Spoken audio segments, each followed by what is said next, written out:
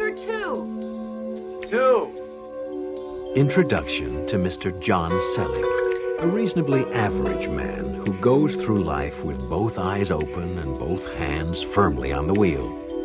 Mr. John Selig, practical and steady, who is about to be blindsided by the Twilight Zone.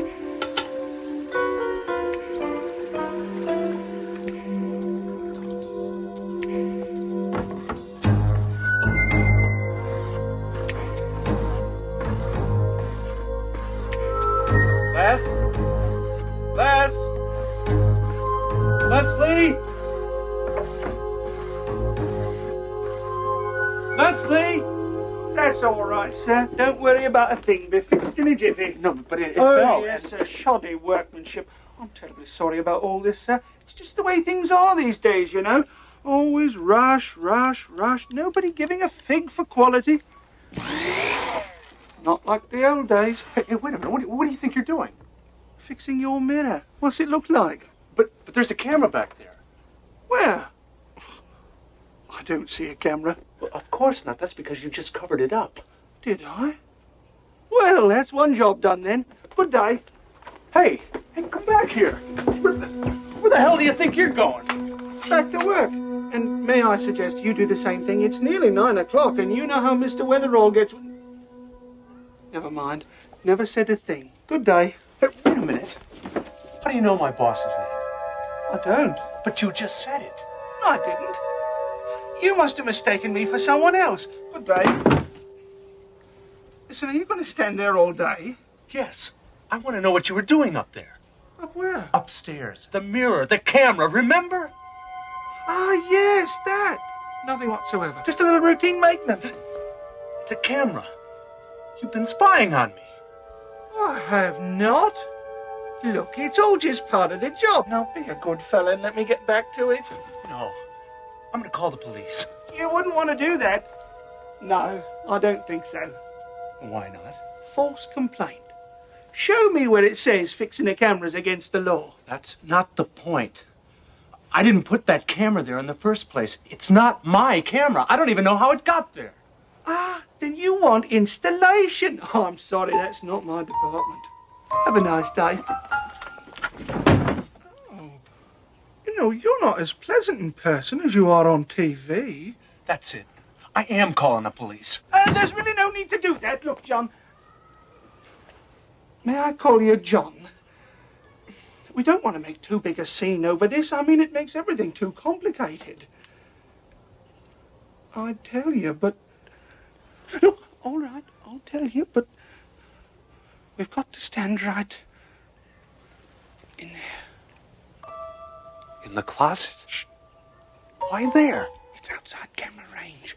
But it's in the bathroom. No, the other cameras.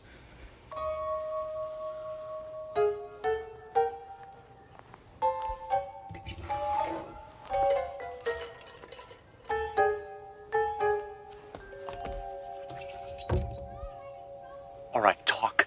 Look, I want you to know I'm risking my job just telling you this. You're not supposed to know, you see. I mean, it takes all the fun out of it, doesn't it? All the fun out of what? Look at my chest. Excuse me? Here. You see those letters? JSTV in big friendly letters? Yeah, so what about it? Stands for John Selig Television. Well, you're on television. I am? Yes. 24 hours a day. You've got quite a following.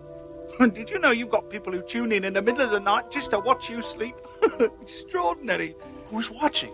Oh, everybody. Well, everyone who subscribes, at least. Everyone? My neighbors? All the people I know? They were quite helpful, yes. Helped to set up cameras all over the place for maximum coverage. Your job, your car, the office, living room, den, bathroom. Well, that one was less than perfect, wasn't it? Bedroom, kitchen, rec room. Bedroom? Well, it is a cable service. Adults only, that sort of thing. Well, now you know. So, if you'll excuse me. I don't believe you. How could something like this happen without someone telling me? Shh. That's the whole point. If you knew you were on TV, you'd act differently. It'd take all the fun out of it, like I said. That's why everyone on the service signs a contract specifying they won't spill the beans. Besides, gives all the folks you know a chance to be on TV. Archie, call 9. Have to go. Now be a good fella and don't tell anyone I told you, all right?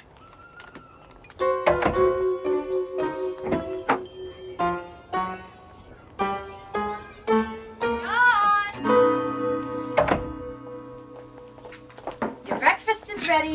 You better eat it before it gets cold. Haven't you finished dressing yet? Did you see that man?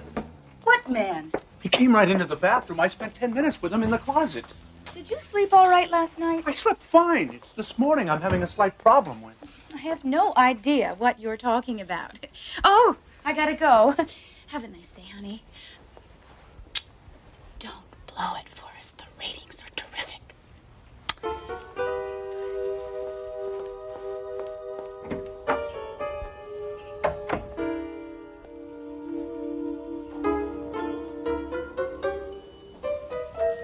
Let's see. Gee, I think I left my car keys around here somewhere. I think I'll look for them.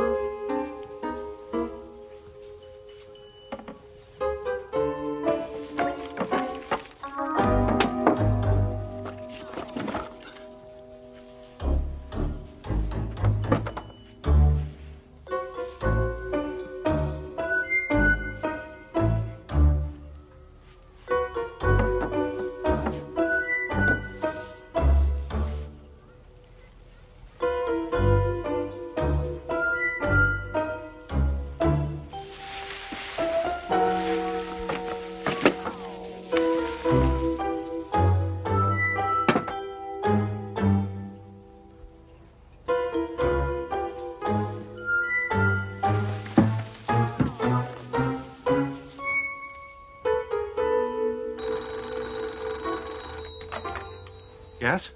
This is to inform you that destruction of company property is to be avoided at all costs. Please inform maintenance and do not touch the equipment again. Thank you. Try and stop me.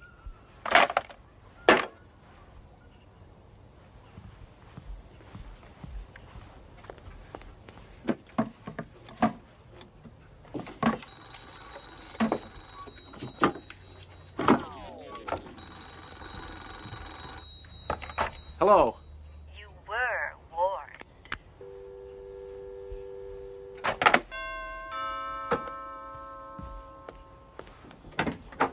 Mr. Selig, Yes? you're to come with us. No, hey, let me go. Where are you taking me? My coat. Come on, guys. I know who you are, but you can't do this to me. You should have told us sooner.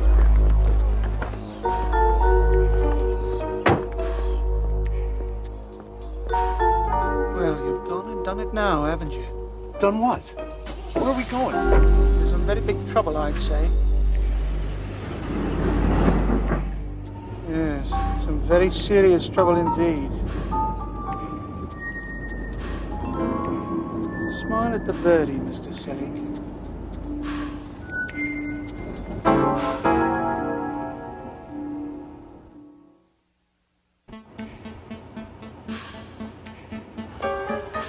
Who are they? Fans. Whose? Yours. Now that the secret's out, they can all come out of the woodwork. All those hormones repressed for 5 years. Disgusting, isn't it? Well, they rip the clothes right off you in a second, just like that. Do you really think so?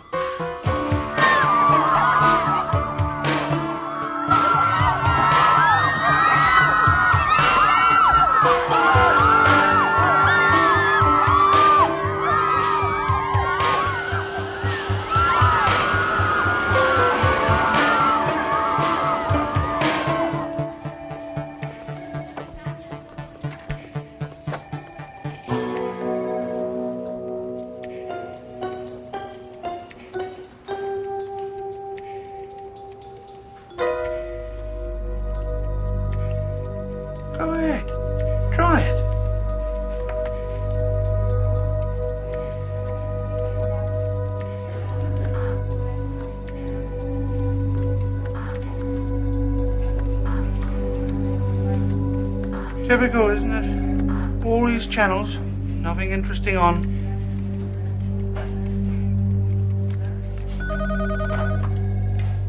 Yes, I'll bring it.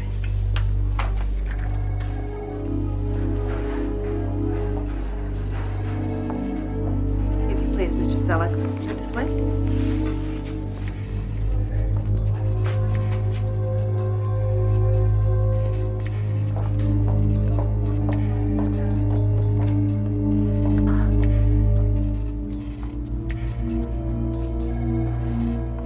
Ah, Mr. Selleck. Arthur Spence. Nice to meet you. Please, take a seat. Make yourself comfortable. Would you care for a cigar? Something to drink. No, thank you. Comfortable? Yes, thanks. Good. Good. Now then, Mr. Selleck. What the hell are you trying to do to us? What am I? What are you doing to me? To you? My dear Mr. Selleck, look around you. This is a multi-million-dollar business. When you first went on the air 5 years ago, we couldn't get $100 for a 30-second commercial. Now we're right up there. $100,000 for a 30-second spot. All of this was accomplished through long, hard hours of careful work. Now when we're just about to break even, now when we're just beginning to clear our deficits, you want to pull this? So you're the one who decided to do all this? Me? Oh, wasn't me. Then who? Who decided you should pay taxes? Who decided you should get up at 8 to go to work instead of 10? Who decides what money you use, what fashions you wear? I don't know. Same guy. But you can't just put my life on television. I have rights. Oh, yeah? This is the Constitution of the United States and the Bill of Rights. Go ahead. You show me where it says in there that I can't put you on TV. That's a technicality. Ah, Mr. Selleck. Let's cut right through to the heart of the matter, shall we? During the past 5 years, you have become an institution on American television. People like you. I like you. Hell, I watch you play bridge every Friday night with the Clearsons. He cheats, by the way. We have a better view of his hand than you do. I always thought as much. No, wait a minute. I don't understand. Why me? What's so interesting about me? You know Marilyn Carstairs? The woman on all the TV game shows. Okay, you tell me. What was the last thing she actually did that made her famous? Can't come up with a thing, can you? Don't feel badly. Neither can anybody else. But she's on TV. You see, some people are famous just for being famous. You put their face on TV often enough, and before you know it, they become a celebrity. We took the same bet on you. And it paid off. There were down times. You have to expect that. Like when you lost your job 2 years ago. You know, at first the ratings went up. Everybody wanted to know what was going to happen. But when you stayed unemployed, the ratings went down. So we stepped in and arranged that job for you at Teldar. You did that? Of course. Mr. Selleck, you don't actually think that things happen by accident in this world. Haven't you ever noticed how sometimes things just seem to go your way? Something will happen and you'll find yourself saying, gosh, that was lucky, or gee, wasn't that a coincidence? That would be us, Mr. Selleck. We have a whole department that looks after happy coincidences. How do you think you met Leslie? My wife? Hired by us. Though I suppose we'll have to find her a new spot now. If you persist in making a federal case out of this. There you have it, Mr. Selleck. Thousands of jobs. People's livelihood, millions of dollars of income. It's all riding on you. Can't you just forget it? Go back to living your life just the way you did before. No, I can't. I want my privacy back. You have no right. As you wish. I'll have a car brought around to take you home.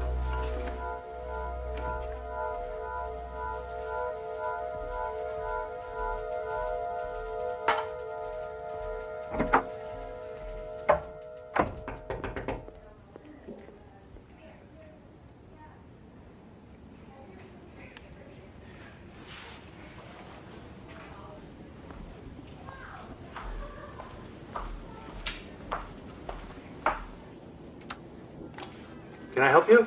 It's you, isn't it? Oh, Mr. Selig, I'm your biggest fan. I watch you all the time, and I think you're just wonderful. Thank you. Oh, can I have your autograph? Oh, no, Oh, please. Well, I guess it couldn't hurt. It's all over with now anyway. I want to have your baby. I beg your pardon? Oh, then a lock of your hair. No, Oh, a jacket. No, I think maybe you better go. Oh, please, Mr. Selig, I've come all this way. Please.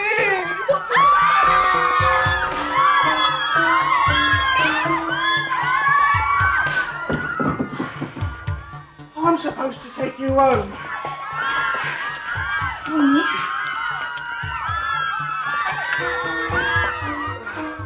We'll have to go out the back way. And I want you to know I got sacked because of all this. 2 weeks' notice and out. Just as cold as you please. I'm sorry. I didn't mean to cause you any trouble. I wish there was something I could do. You just did. Come on.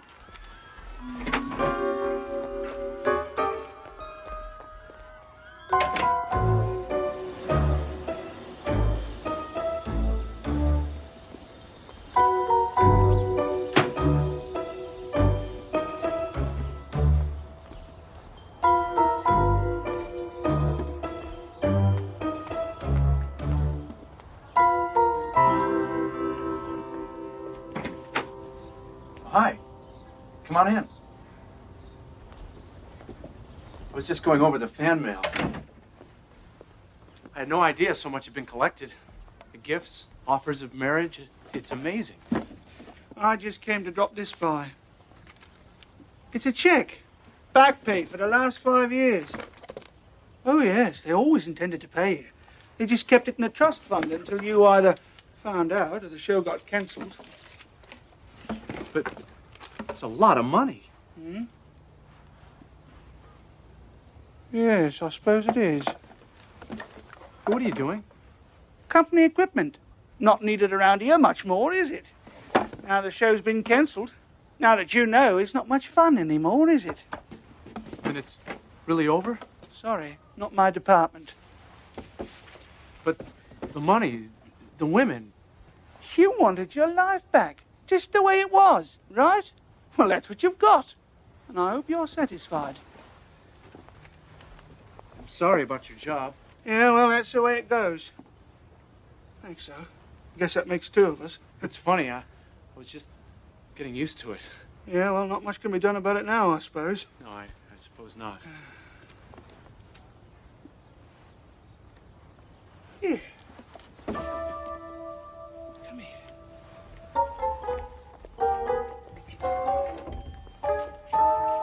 Look, I was thinking, if you were the guy in charge and I were you, what would you do? Maybe you'd just tell me I was off the air, so I'd think I was, but I'm really on television without knowing it. This way, I'd go back to acting normal, which is what everyone wants in the first place.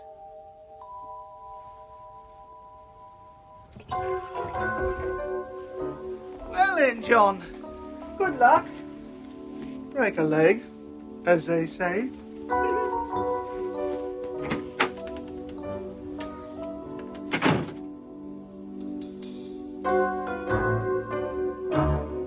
My, but isn't it a wonderful day?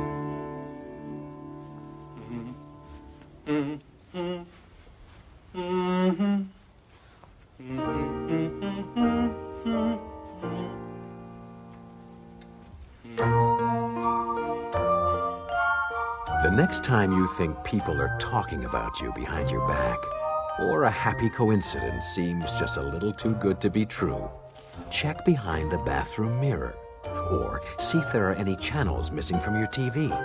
It just might be that John Selig's ratings have dropped and you've become a star. in the phosphor dot world of the Twilight Zone.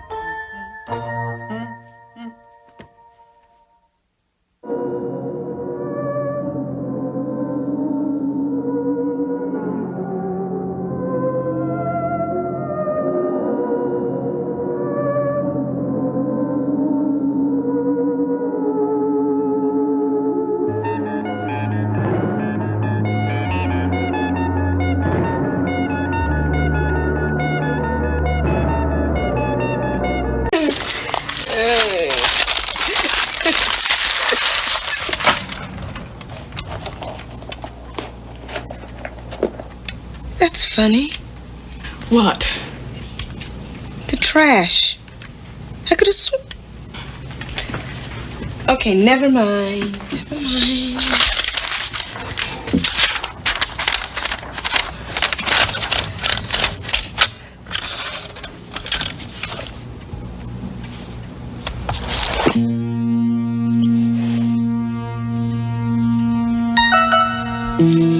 All right, where is it?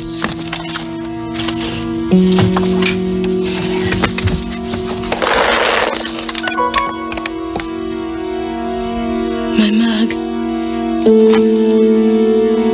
Kathy? What is it now? My mug. The mug I keep my pencils in, it's gone. So is the trash. And what's this doing on my desk? It's your political science book, isn't it? I know what it is. After the last test grade, I wasn't sure.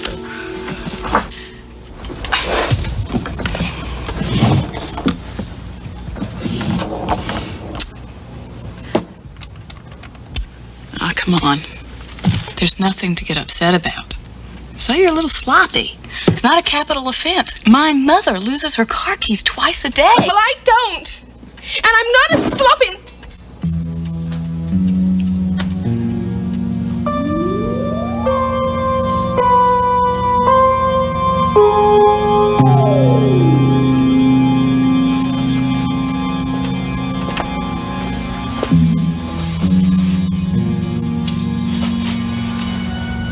What are you doing?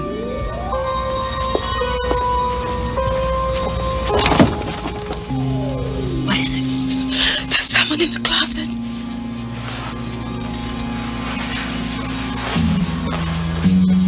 The Whiteout burglar. Come on, Jen, give me a break. This is really getting out of hand. There's no one in the closet. Here, look for yourself. See? No one. Nothing. It's just a...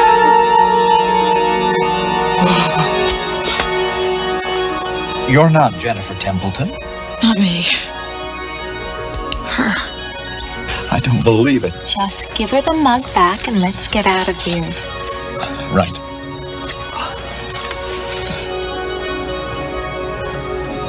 I'm sorry for the intrusion. We didn't mean to disturb you. Not so damn fast. I'm sorry, Madam President, I mean... You shut up and jump now.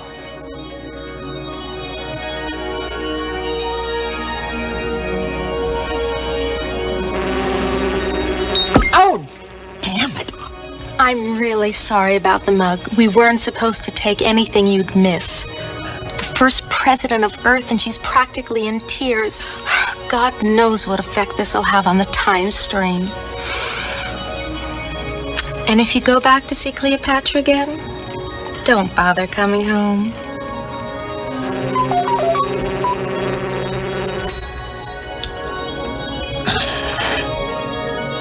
Keep your hands off that. Let him go, Kath.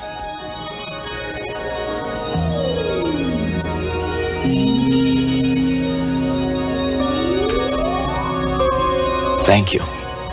I know now why they called you the Great Peacemaker. Well, I'm history. It's been nice meeting you, Madam President.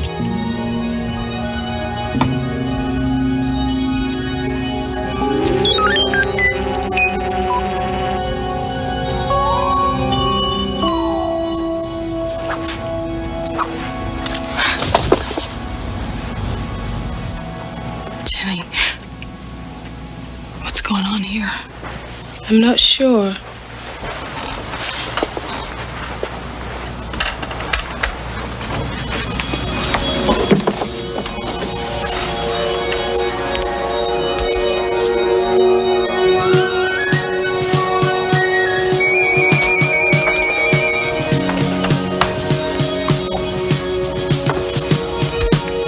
But I think I'd better quit cutting political science.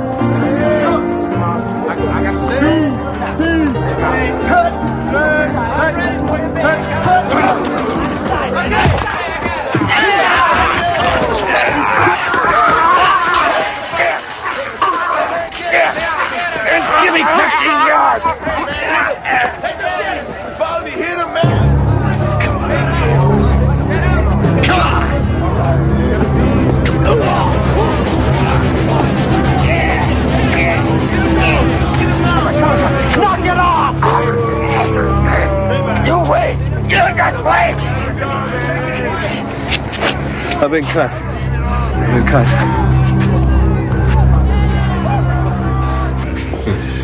have to watch that for infection, of course, but there's no serious muscle damage. It's a good thing it was in my left hand.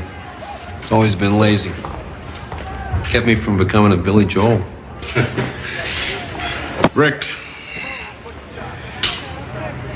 did you say you're adjusting to prison life? Oh. Look, you don't have to answer my questions. No, it's all right. I'll answer your question. I'm adjusting fine, Doctor. I've got a swell room, a couple of great guys from roommates. We're redecorating. Getting a lot of exercise, too. Yeah, well, that's not what I meant. What do you mean? You're not fitting in. Now, you got the white gang ticked off at you. And even though you play like Ray Charles, you hardly qualify for the black gang. What am I supposed to do, stand around while some guys get knifed? Wouldn't make me any better than the rest of them, would it?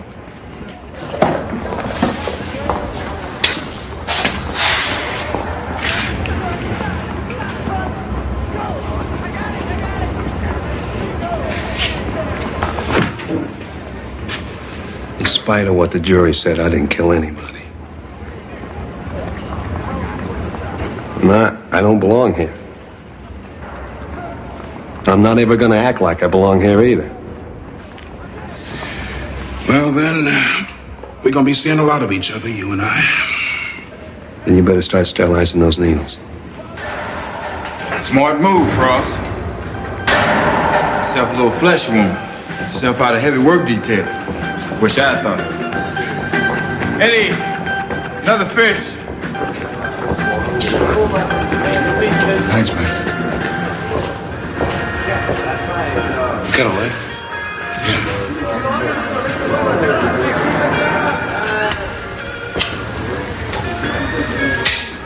You're Frost, huh? Yeah. Piano player? Knocked off your girlfriend. She was my former girlfriend. They found her in a car that had been stolen from me, but I couldn't prove any of that. You don't even look like a con. I got a parking ticket once.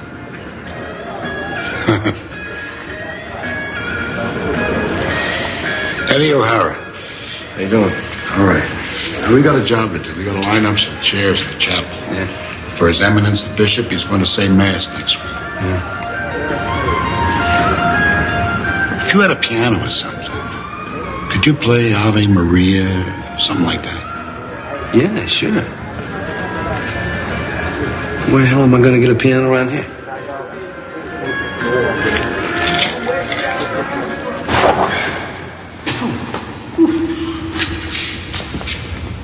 What's a piano doing up here? It's a gift from my old pal, Mickey Shaughnessy. Sent over right after he disappeared. Mickey Shaughnessy, wasn't he some kind of gangster? Around Dutch Schultz, Al Capone, those guys? Yeah, he was like those guys. But his territory was show business, you know, vaudeville and bands and clubs. The Shamrock Club was his. He was a music lover, now. You know, he may have sent this piano over so the guys could gather around it and sing. Huh. Didn't get much use, did it? Eddie! Yeah, I'll be right with you. Talk to Max. Maybe we get this thing moved to the chapel. Yeah, okay.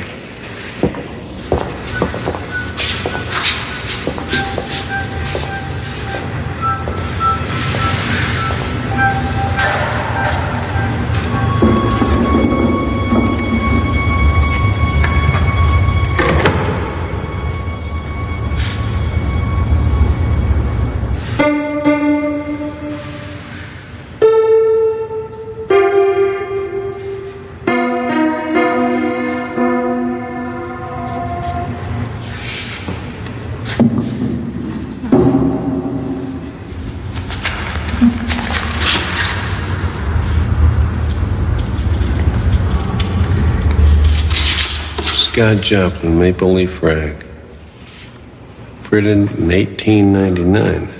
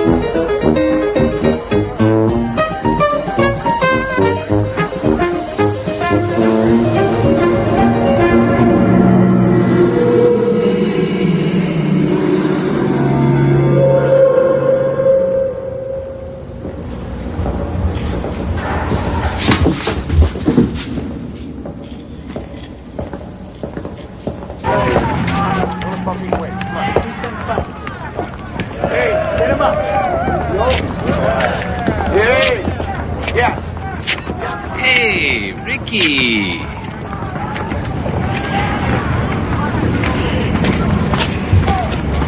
Why don't you come play some ball with us? Sorry, bad hand.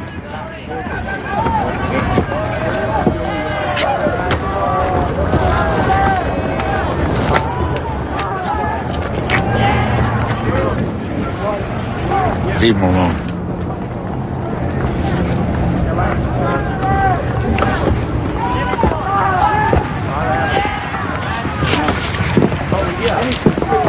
Thanks, I guess I owe you one. Yeah, I guess so. Eddie, you've been in here a long time, right? Well, if you call 50 years a long time. How do you get him to leave you alone? I believe in the 11th commandment. Do unto others as you would have them do unto you. But do it unto them first. It's a hell of a way to live. Yeah, but you live. I was a rough kid, traveled with a rough crowd. I almost got myself into big trouble. But I'll tell you something. I didn't kill that guy. Mickey framed me. Shaughnessy was your old pal. Yeah, he was. That was a long time ago. We had a problem. We were both in love with the same girl. Mickey said he'd make her a star. he even played piano for her when she sang in his clubs. So he decided to eliminate the competition, right? Listen, where'd you disappear to yesterday? Max and I were looking all over for you. I'll tell you, Eddie, as soon as I figured out myself. You do that. Remember, you owe me. Yeah. I don't know.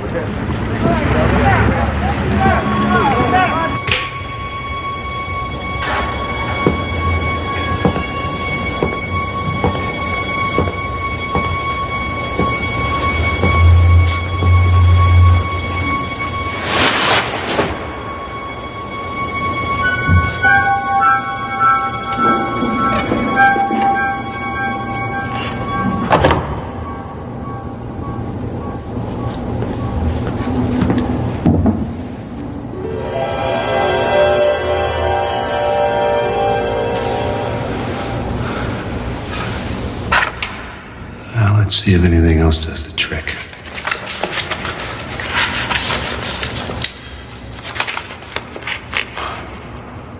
Over there, George M. Cohen. 1917.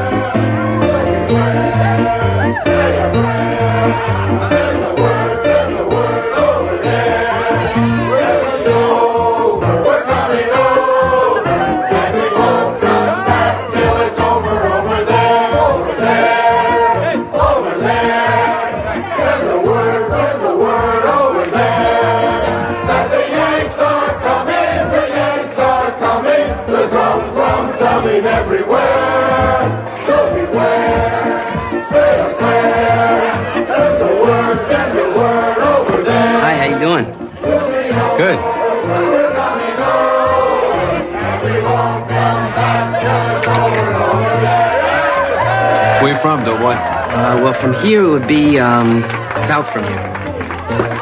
Arkansas, Texas? No, 103rd Street. 103rd Street? Yeah. See, let me buy you a beer, and then you could play that song again. Yeah, sure. Right, 1 second.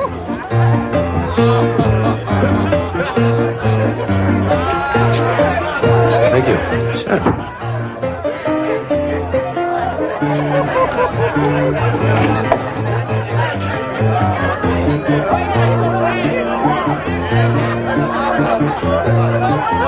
Well, I'll tell you, you sure can play that thing. So far, so good.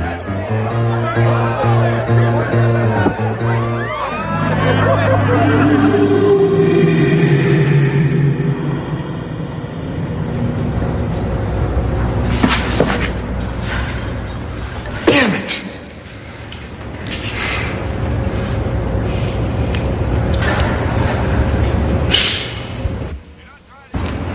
It was the weirdest thing that ever happened to me in my life. Both times I started playing one of those old songs, and then boom, I'm right back in time, right? First I was in a park. The next time I was in some place called the Shamrock Club. Mm-hmm. It was the weirdest thing. I could taste the beer. I could smell the cigarettes.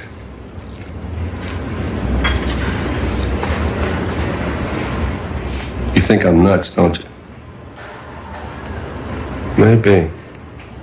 I keep thinking that if I could just pick the right music and the right year, I could stay there. Hey, man, don't go by me. If I was smart, would I be working here? Listen, I appreciate the needlework. I'll see you around sometime. Hey, Are you going somewhere? I don't know. I hope so.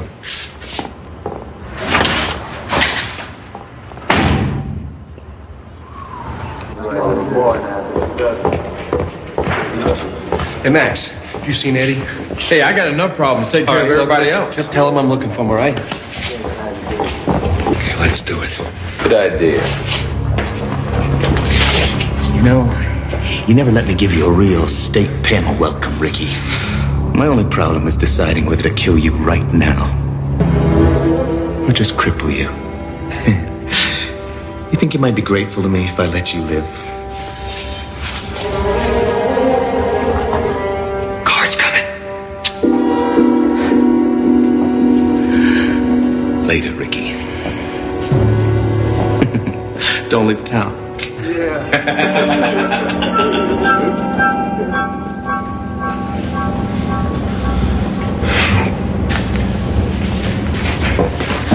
Okay. See, way to be good. No, it's shaking the blues away. Shaking the blues away. No, it's there's someone to watch over me. 1928. That's good. Calvin Coolidge, flappers, bathtub gin. That's great. Don't worry about Thompson. He's got the brain of a houseplant. How would you want? I got this crazy idea. I don't know if it's going to work or not. What would you give to see Mickey Shaughnessy face to face again? To see me? Yeah. I'd be willing to spend a year in hell. Why? Put your hands in the piano. Do what? Put your hands in the piano. Here. Look, here. The Shamrock Club? Yeah. The Shaughnessy's place. Yeah. But these look new. I know they're new because I was there yesterday, the Shamrock Club in Chicago. Now look, if I got this thing figured out right, all I gotta do is play the right tune, and you and I can be back in Chicago in 1928.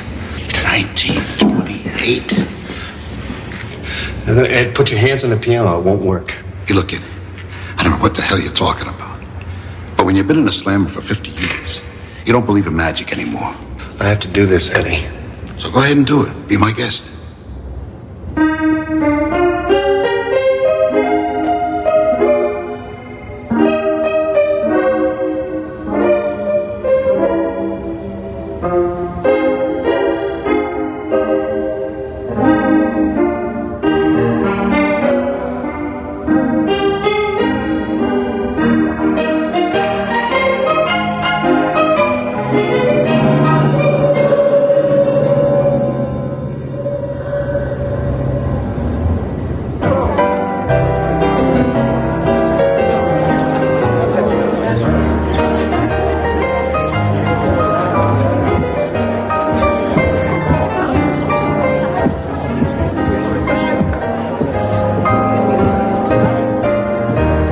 Where's Jimmy?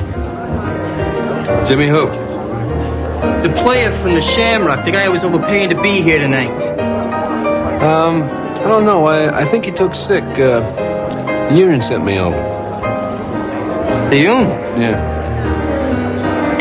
Shorty, make a note. I want to see Jimmy Melton over at the club tomorrow morning.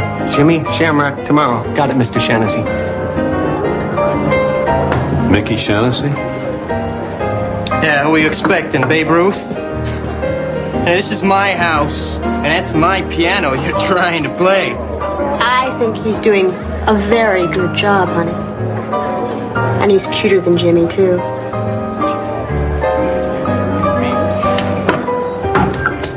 Damn it. Shorty! Mom wanted to want you to get me one of them classy new pianos. What do you call them?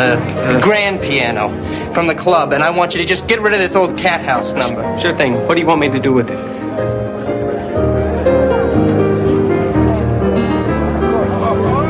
Why don't you just send it on over to Ellen's old friend O'Hara in the state pen? He'll appreciate the sentiment. Now, I'm going to give you one more chance, buddy. I want to see some people dancing. So why don't you play that new Gershwin thing? It's wonderful. Could you hum a few bars? I'm not sure if I know that one. The song of the year and you don't know it? No. Why don't you show him how it's played, Mickey? I'm sure he'd appreciate the sentiment. Move over. I can play it slow.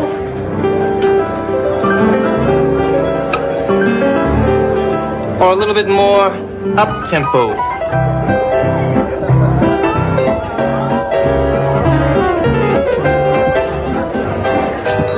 You can dance, can't you? Yeah, sure. Don't worry about Mickey.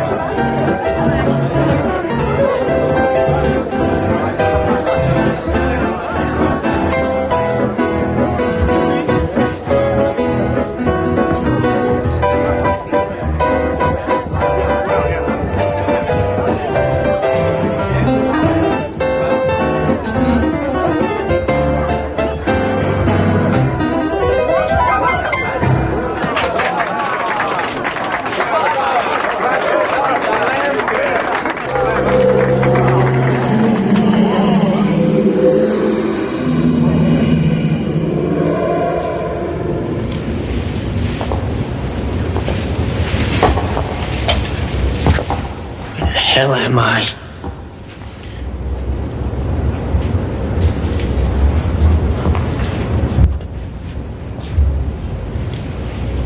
Mickey Shaughnessy? Who are you? Do I know you? Don't you recognize me, Mickey? Eddie O'Hara. Your old pal. Eddie O'Hara. Where am I? Tell me where I am. You're right where you belong, Mickey. With me. Now, I'd like to be the first to give you a state pen welcome.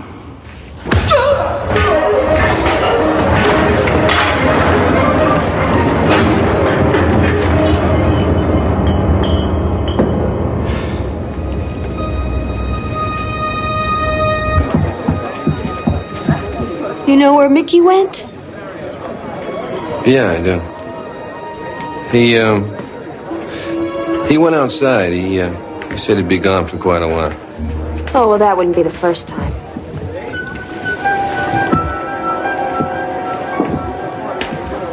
Are you all right? Yeah, I'm all right. As a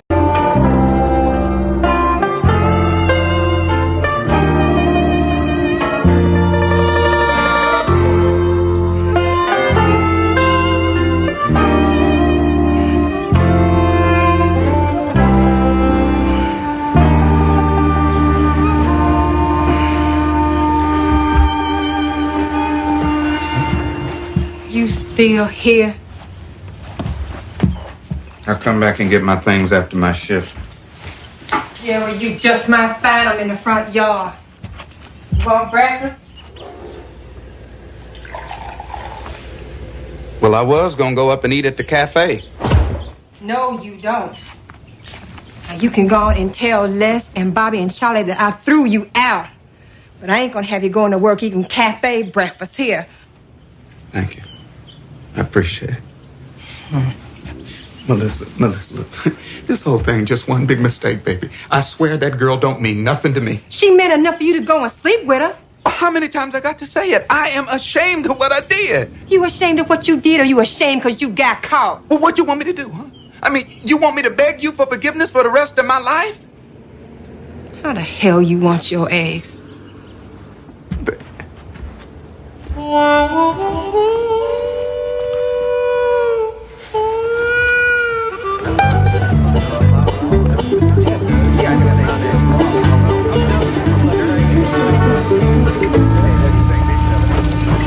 They told me I could have a night shift if I wanted to. That way I'd never have to see another sunrise again. Yeah, unless it's because you leave. Yeah, like you were this morning. I'm not going to, though, because my boy Jeffrey, he's going to be all conference football and basketball this year, and I'm not going to miss one of his games. Yeah, you betcha. Oh, my dog. Oh, come on. Don't start singing this early in the morning.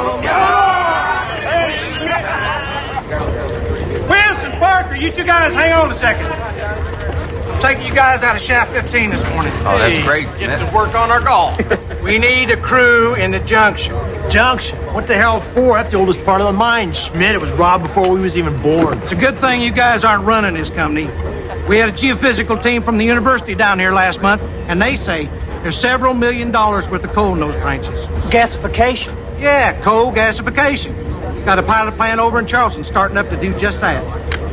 Get to it, boys.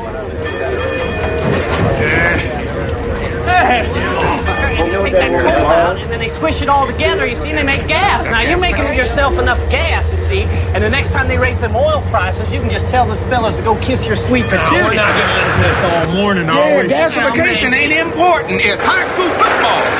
That's what you say you read. I don't know about that. Last that article tell you this part of the mine's about 100 years old? Well, maybe it did, maybe it didn't. Charlie, maybe it's not too late to change shifts. 13C. 13D, that ain't right. What's the matter, Charlie? Well, that last turn should have put us in pillar 11. This says 13. Well, maybe somebody changed the numbers when they closed the junction. No, more likely we took a serious wrong turn back there. Last, Bobby, you track back to the shaft and get old Schmidt on the phone. Okay. Hey, Charlie. If we're not back by noon, You start without us. Get out of here. See you around, Bill. We could be digging down here for the rest of our lives, Joe. why worry? You're not going anywhere, John. You can make this a home away from home. Well, I hear you're gonna need one anyway. Charlie, you ought to take a look at this. Hey, Charlie, I think you ought to take a look at this.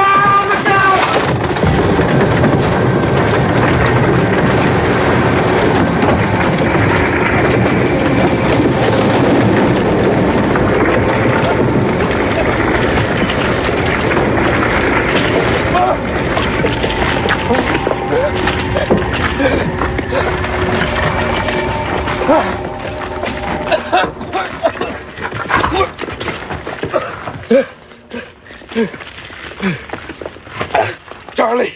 Charlie! Charlie! Charlie!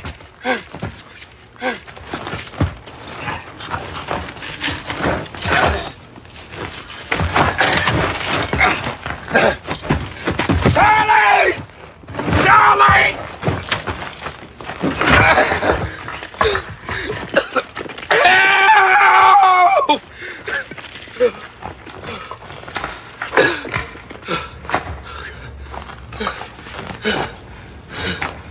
Help!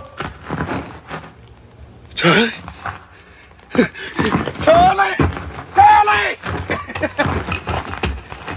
Help! Somebody there? Who's there?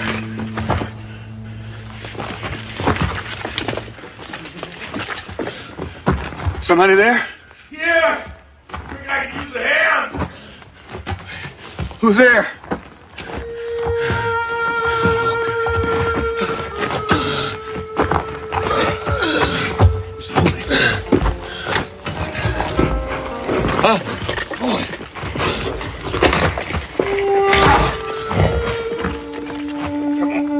Close your eyes.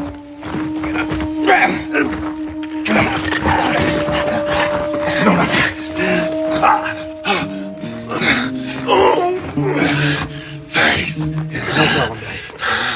I like to broke my leg. Here, let me take a look at it. Don't touch me. Come on, let me take a look at it. Yeah. Now look, I think it is broken. I'm gonna make you a splint. You ready? What's that? What? On your wrist. That's a wristwatch. Hey, come on, man. I need that. Now, you ready? Yeah. All right, hold on. Just hold it.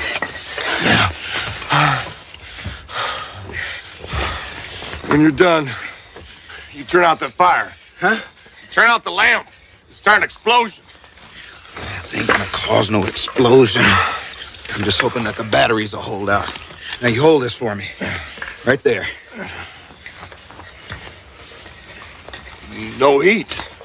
Hey, come on, man. Right there. What are you doing? That's our light. I've never seen a lantern like this before. Yeah, well, you can pick one up at any hardware store. Costs you about $150. $150. That's 3 months' pay.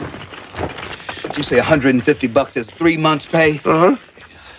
Hey, they're still up there. They gotta be looking for us. Yeah. Hey, somebody! Help! We're down here! We're here! Hey, you think they're still looking for us? They always do. Yeah, well, it sounds like you've been through a few of these. I've seen it happen. I spent a lot of time digging my friends out of spots like this. I can't understand it. I don't know what happened. I don't rightly know. 1 minute I was swinging a pick, and the next I was buried under A pick? You had a pick?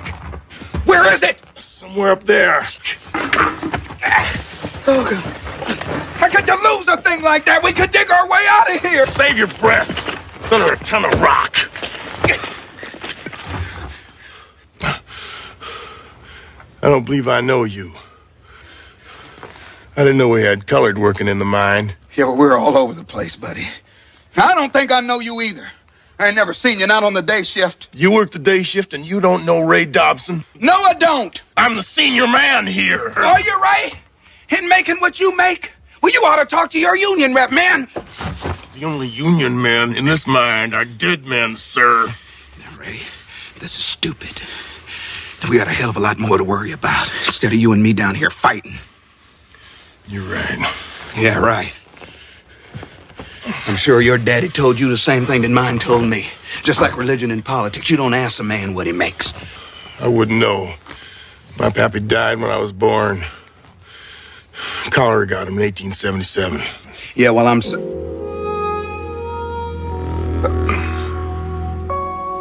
Did you say 1877? I did. Yeah, well, Ray, that makes you about 109 years old, buddy. On my last birthday, I was 35. Now, come on, Ray! I wasn't that good in math, but I do know that if you was born in 1877 and you just turned 35, well, that just brings you up to 1912. That's right. September 16th, 1912. Oh.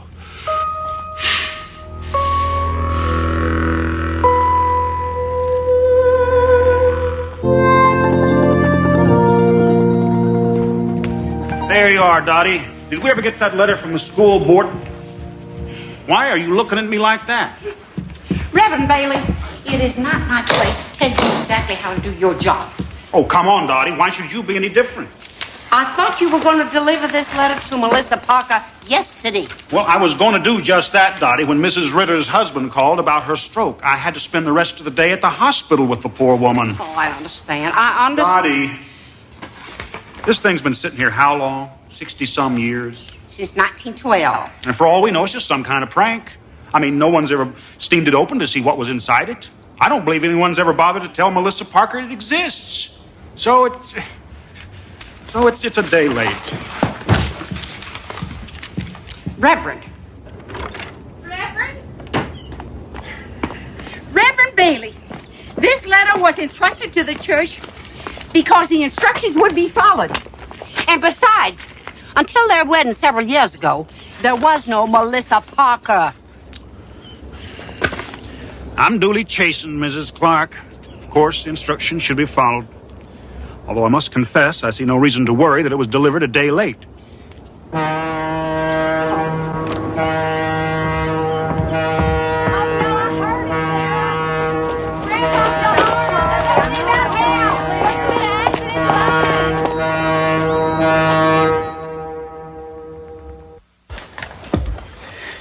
Yeah, that might work.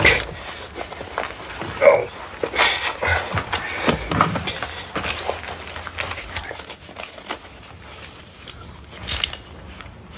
What the devil? Hey, come on.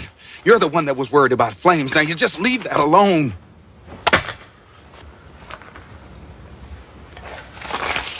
What's this? Well, the last time I checked, that was a $5 bill. Oh, yeah? Well, what do you call this? Counterfeit. This is a perfectly good silver certificate. Are we going to sit here and talk about this, or are we going to try and dig our way out of here? You can dig till doomsday if you want, and you still won't get 5 feet from where you're standing. Besides, you're using air. Why don't you sit down and rest, save your strength? Somebody's coming. Trust in the Lord. The Lord helps those who helps themselves.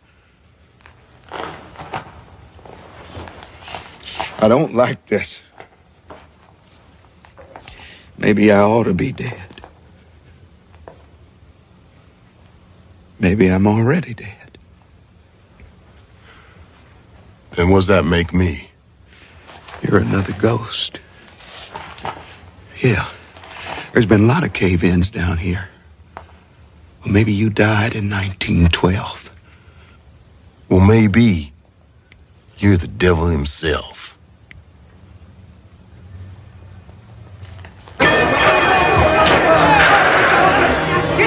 D13! We wanted D13! Oxygen D13! People defense. We had a whole tunnel collapse. We're trying to get the men out. Keep them out of there so we can get the work done. We'll let them know who's safe as soon as we can. Now move out, boys! We need Charlie!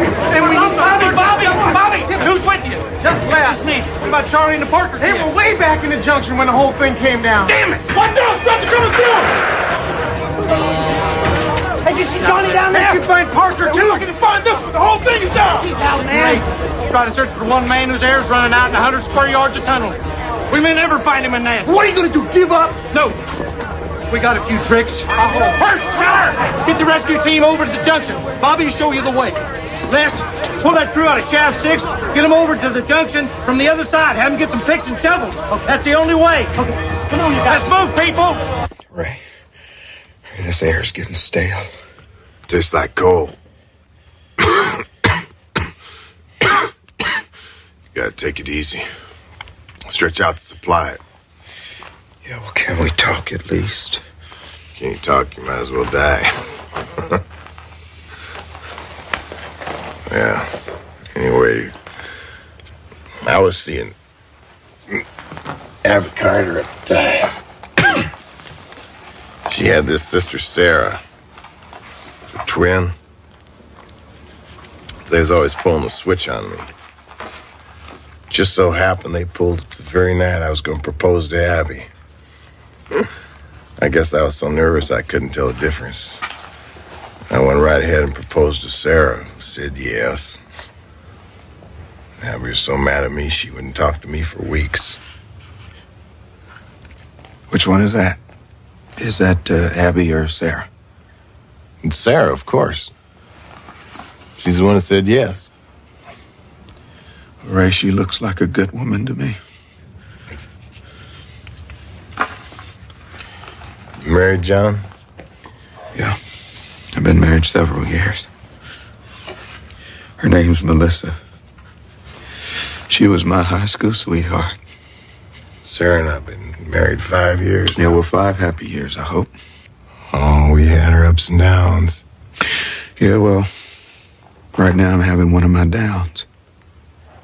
I've been making mistakes. Mistakes I'll be paying for the rest of my life. My mama used to say every night when the sun went down, it was the death of the sky.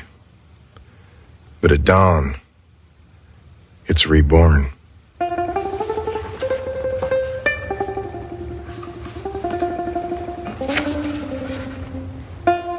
She's beautiful. Thank you. There's color in this picture.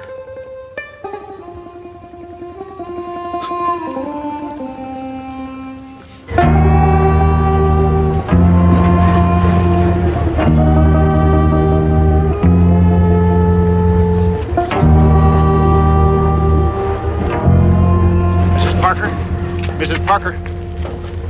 Melissa Parker? I'm not ready to see you yet, Reverend. This has nothing to do with the mine, Mrs. Parker. I've been looking for you.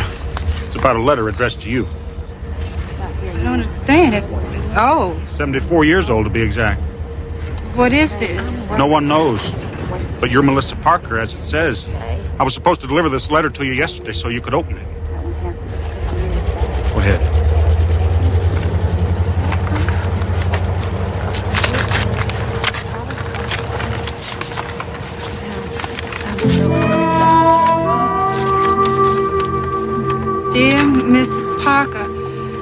This will strike you as madness, but there's no other way to put it. If you are reading this on September 15th, 1986, then you must stop your husband John from going to the Kasu mine. On September 16th, he will be trapped in a cave-in.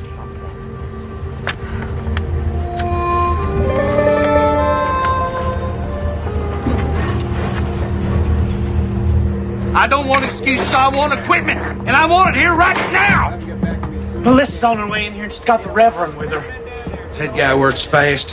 What about the vent shafts, Dutch? Can't we check those? Junction's an old dig, Bobby. They didn't drop as many vent shafts as we do now. Yeah. We're just going to have to face facts. Our chances of finding Parker are non-existent. I'm sorry, Please, Melissa. listen to this. John Parker is trapped in a junction in a tunnel opened September 2nd, 1912. Approximately 25 yards north of Pillar 11. Let me see that. Where'd this thing come from? It's been in a safe at my church for some 70 years. Reverend Watts showed it to me when I took over. Good God, Reverend, I can't pull my crews out of Shaft 12 right now. You don't just pick up and move a crew like that on some goofball idea. Parker's dying down there. Do it. Do what the letter says. Melissa, I'm Look, you're the one that sent him down there.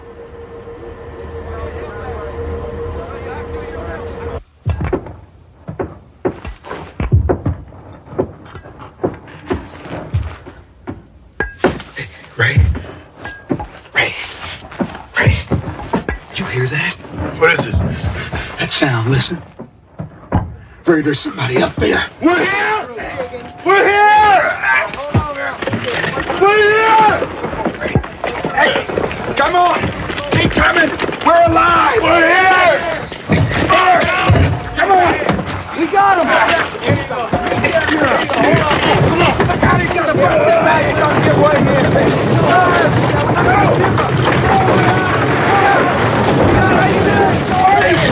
I'm down here!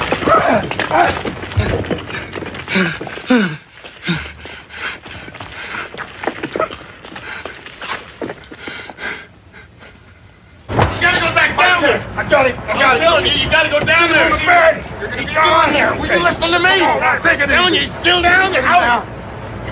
What's he talking about? He's the only one missing. Too much dust, I suppose, makes him see things. Oh, Ray, you're safe. Thank God. Oh, God. Sarah, this man saved me. His name's John Parker. He didn't know me. He didn't have to help me, but he's still down there. No, Ray, it's all right. You're safe now. We can go home. I got you back. I can't just leave him down there. Ray, they say that you were the only one down there. Here's a picture of his wife. He told me all about her. The picture's painted. I know this sounds crazy, honey, but this man's from the future. And somewhere, somehow, she's worrying about him just like you worried about me. I gotta help him, honey, even though it may mean interfering with the Lord's plan. Ray, No. Will you give me a pencil and a piece of paper?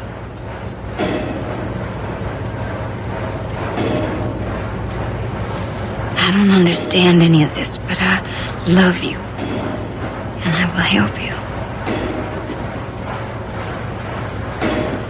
Your husband saved my life, Mrs. Parker. And if you believe that a man facing death thinks only of those things that are important and true, you should know that John was thinking of you. He's too good a man to spend his life begging forgiveness. Sincerely, Ray Dobson. Hey, this guy'll do anything to get out of work for a day. We had to beat him up a little bit, but we got it. Oh, done real good. Bobby, great mate, man. It's okay, Melissa. I'm all right. Melissa. I'm sorry. I'm so... Let's go home.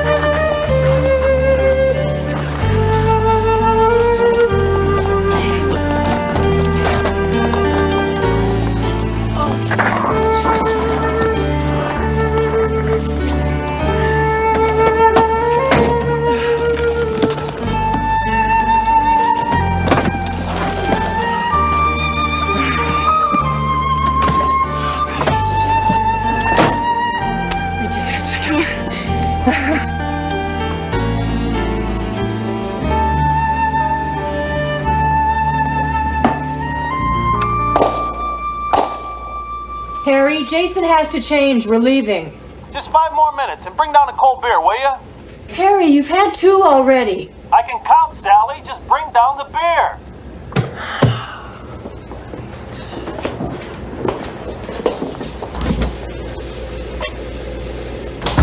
Mommy, why does Daddy spend so much time down there? I don't want you to worry about it, okay?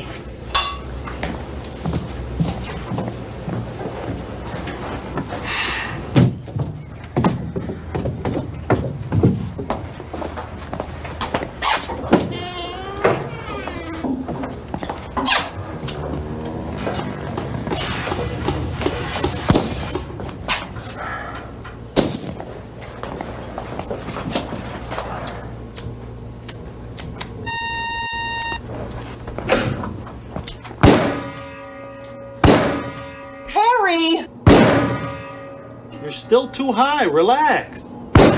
Jason has to leave!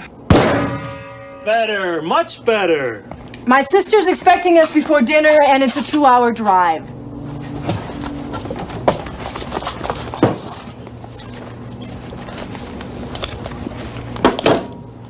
Better hurry, kiddo.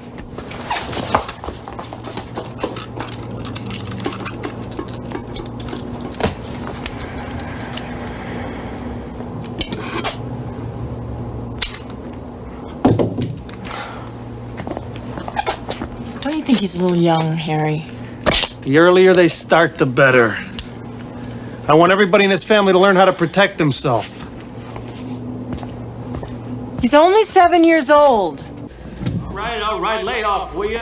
I don't see why you have to drag him all the way to Kansas City every time your sister gets lonely. Jason loves to go. And what do you care? The way you hole up down there every weekend, you wouldn't know if we were upstairs or in the room. I miss her, Harry. She's about the only person I can talk to anymore. Sal, you haven't told your sister about the shelter, have you? No, of course not. I know how you feel about that. You are never to tell anyone about the shelter. It's our family secret, just the 4 of us. Don't you ever forget that, Sal, not for a moment. Mom? Yes, Harry, I said I understood. Come on, kids, let's go.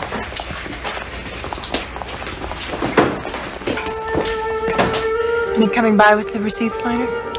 He said around 6:30. Why don't you take him hunting this weekend like you used to? Yeah, I just might at that. Bye, Daddy. Yeah. Jason, don't let your cousin push you around.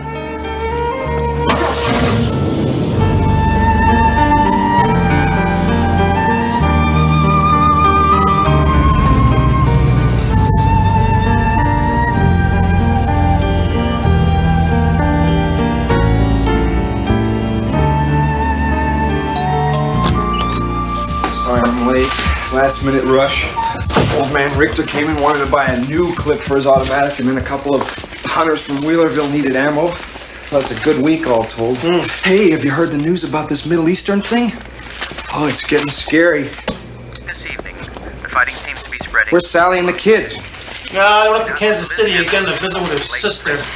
I was just putting dinner in the microwave. Stick around, I'll pop in another one. Just minutes Great, ago, sure, thanks, Harry. That the President and First Lady did indeed leave the White House by military helicopter half an hour ago. Tillman refused to disclose their destination, nor would he confirm that their departure has anything to do with the escalating crisis in the Middle East.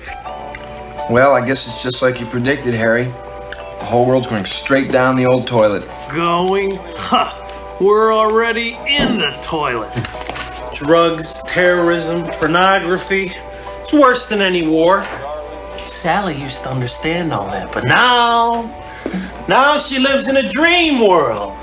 All she wants to do is turn my son into a mama's boy. Or worse. I tell you, Nick, I almost long for it. What? The bomb.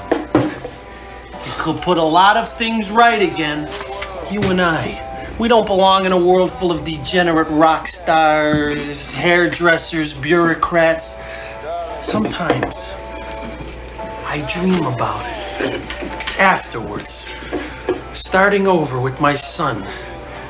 In a purified world.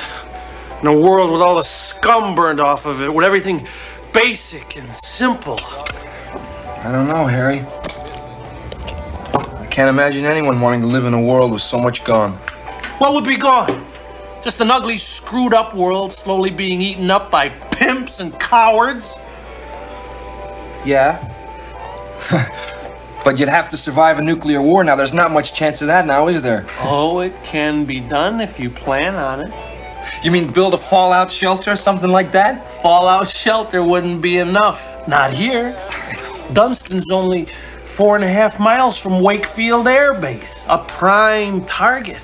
Any shelter'd have to be deep and blast-proof. Sure. Nick, we've known each other since high school. You've been working in my gun store for 10 years. Hell, you're practically a part of the family. I think you deserve to be let in on a little family secret. The door's lined with lead. The wall's solid concrete, 4 feet thick, completely radiation-proof. These gauges give me outside temperature and humidity. That one monitors surface radiation. The shelter has sleeping, shower, and bathroom facilities for 5. Over here is the medical supply cabinet. All the water's pumped in by an indoor well. Power generators with a 300-gallon fuel tank. Air filtration system. Draws air from the outside, but through 30 feet of gravel and charcoal. Harry, this is amazing. How did you do this and still keep it a secret? Remember when I had the pool put in? Oh, no. That was my cover!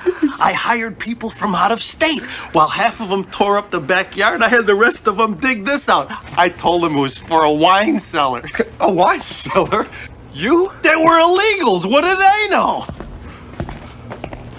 I built everything else myself. No one knows it's here, not even my neighbors. Especially not my neighbors. My family. And now you are the only ones that know about this. And we're sworn to secrecy.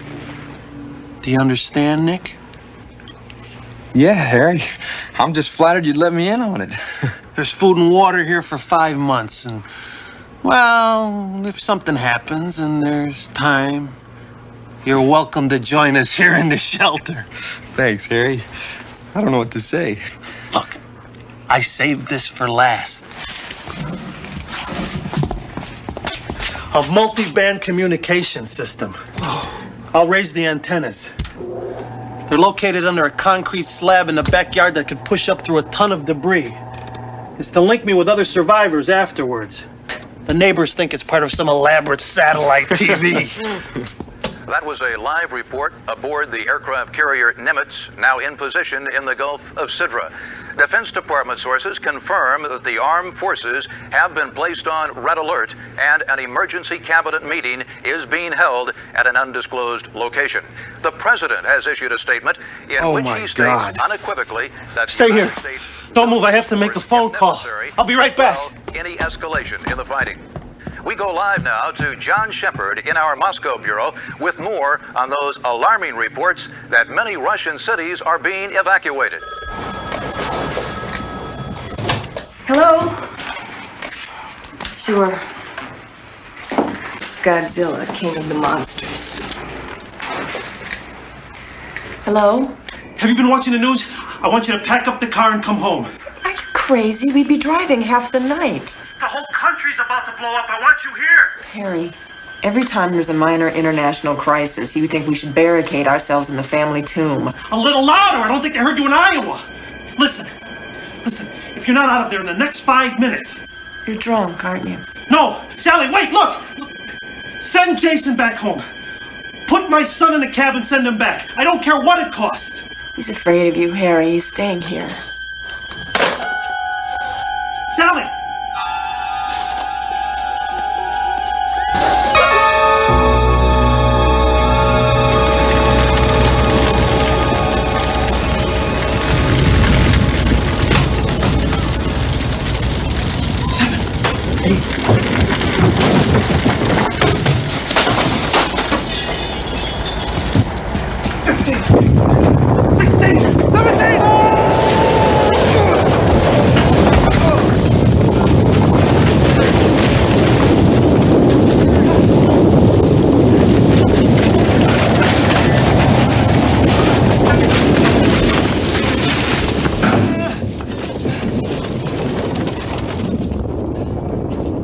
God. It's happened. This is it! This is it! The antennas, did you lower them? Well, no, Harry, I don't know how. Oh my God! Damn! Damn! That was our only connection with the outside! The shelter's completely radiation-proof. Even the radio waves. I gotta get home. My parents. Nick, you need me. Nick! I gotta get home. Nick! Stop! Listen! Listen, you're not going anywhere! It was a direct hit on the air base! Listen to me! We're gonna have to stay down here until the radiation levels drop! At least a month! Look! No! Look, Nick! No.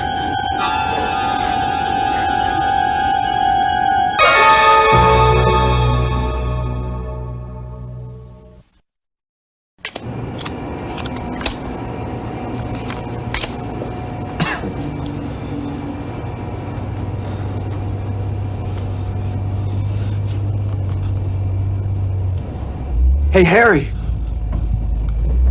There's someone up there.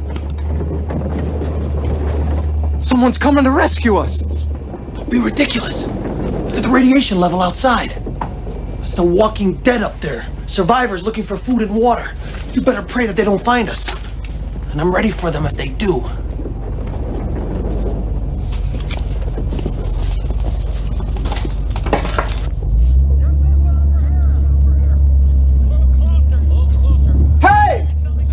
We're down here! Shut up, you idiot! Hey!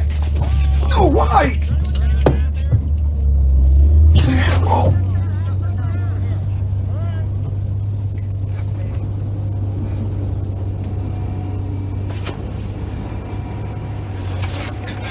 What the heck did you do that for, Harry? They could have saved us. They could have been anybody. They were scavengers, not rescuers. If you'd have let them know we were here, they would have busted that door down and taken our food and killed us. Or we would have had to kill them.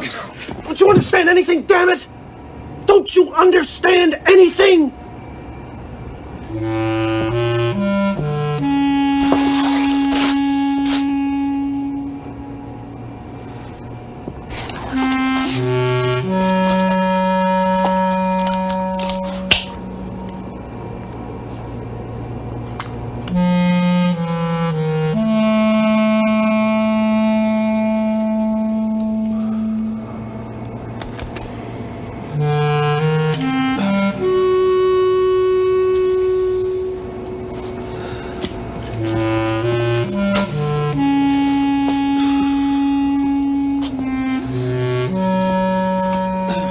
I thought you said the radiation would go down after a month or so, Harry. It's been 3 months and it still looks the same. You're not very good in tight spots, are you, Gatlin? It's cold. Why is it so cold, Harry? If you'd spend more time shaping up instead of pacing and moaning, you'd be a lot warmer. We've got to be ready for whatever it is we find out there.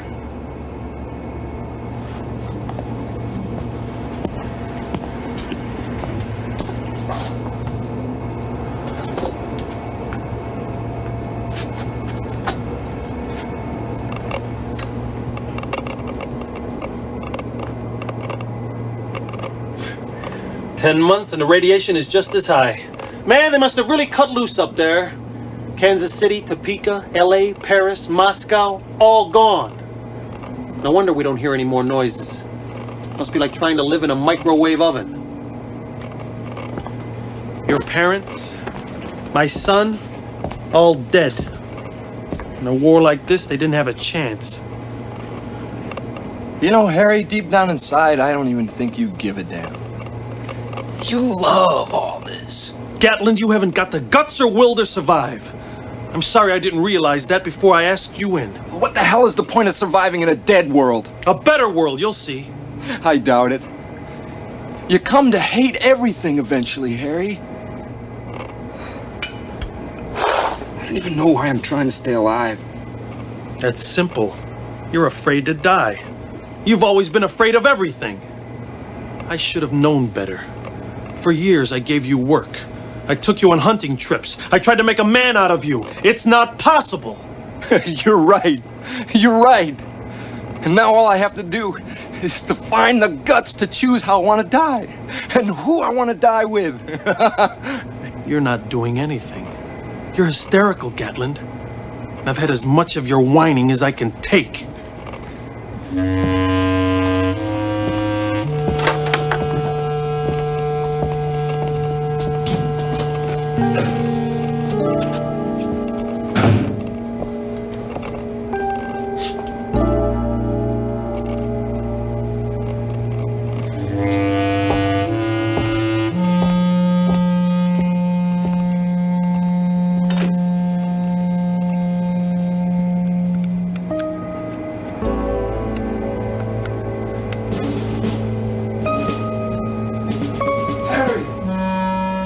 Nick! I can't open the door. What's the code, Harry? Let me in, please. Harry! Let me in! Nick! Can you see anything moving? God, Harry, it's horrible. There's no daylight anymore. It's freezing. There's nothing but mountains of garbage. The whole town is gone. I've been crawling around for hours waiting for the sunrise, and it never comes.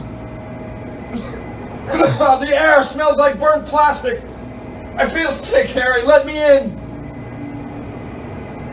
I can't. You're contaminated. If I let you in, you'd only kill us both. I'm sorry, Nick. It was your decision. No! I didn't mean it, Harry! So help me God, please! If you let me in, I'll be fine! Please, Harry! Please let me in! Harry, let me in! Let me in! Let me in! Harry! Please! Let me in! Let me in!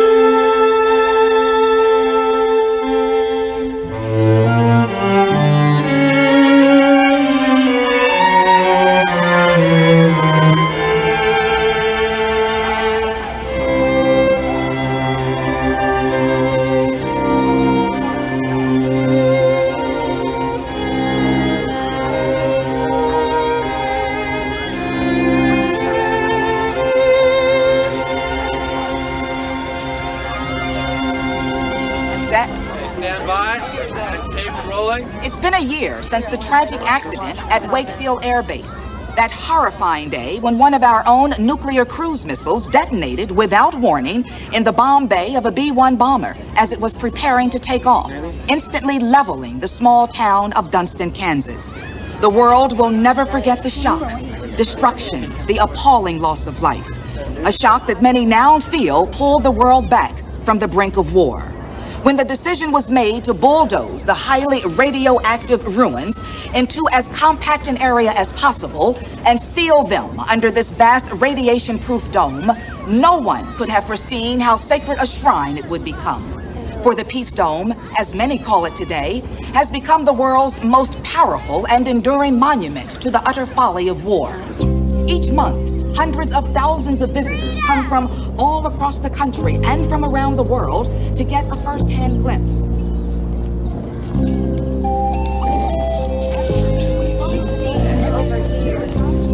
Mommy, is that where Daddy's buried?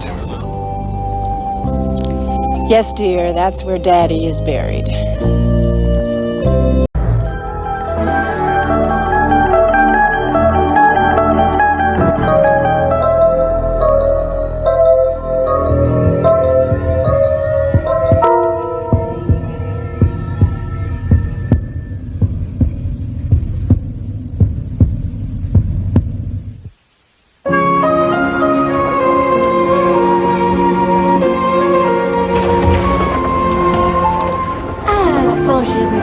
Hello, Marie.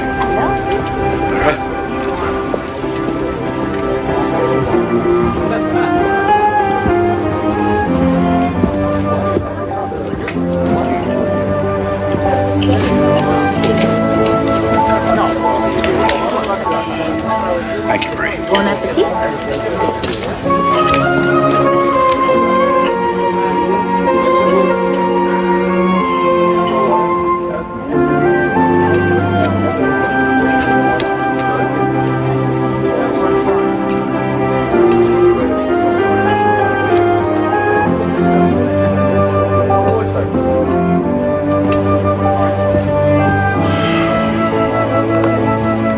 Found this in my office, on the floor.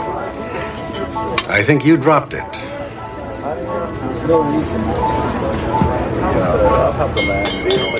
Ira, I've seen you staring at that picture before, mooning over it. Look, I know it's none of my business, and I shouldn't pry, but are you and Valerie having, problems? Marvin, what are you talking about? She isn't a client, is she? A client? Ira, is there something going on with her?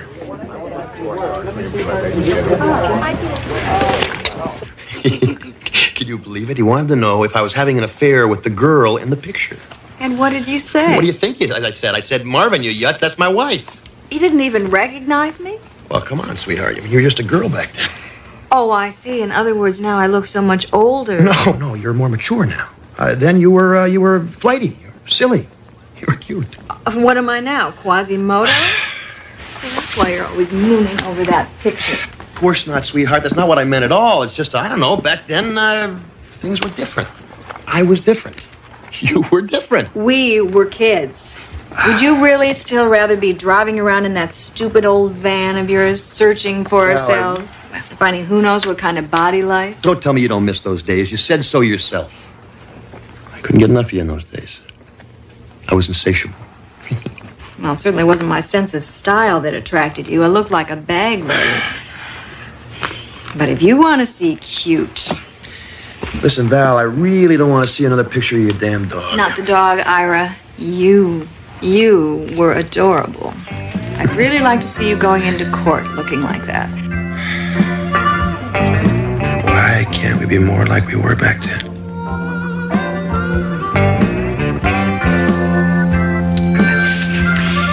It's late. I gotta get up early. Hey. I am still insatiable, you know. So take an appetite suppressant or something. I'm going to sleep.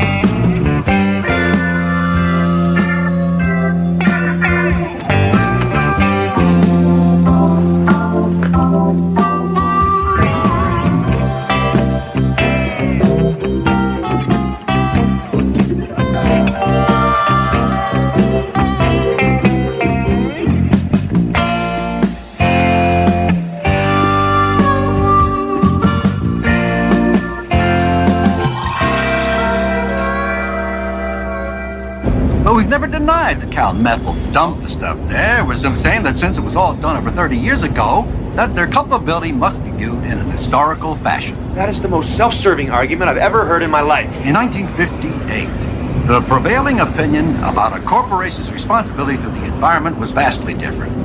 Cal Methyl will clean up the site, and that'll be that. Besides, no one's health is impaired. Marvin, how do you sleep at night? Mothers give birth to deformed babies because of our climate. How can anyone doubt the public-mindedness of a corporation that sponsors 2 symphonies and 3 TV documentaries a year, all on endangered species?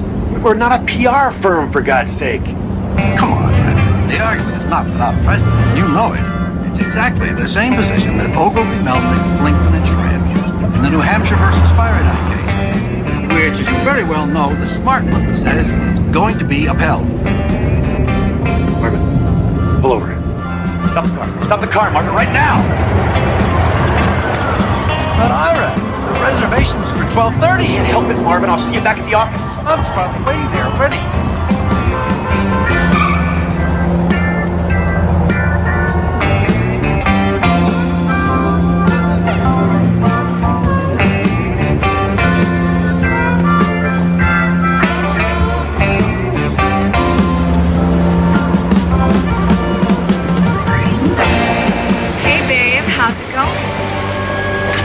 What is this, some kind of a joke? I knew it. I knew you'd freak when you saw me.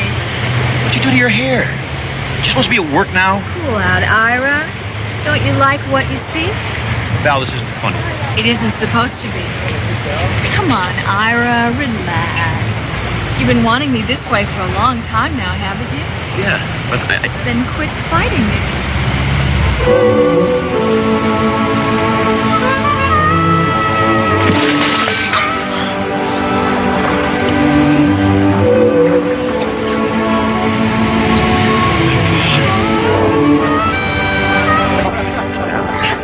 a joke is a joke, Val. This is ridiculous. Call her. How did you do this? You look so young. Call her.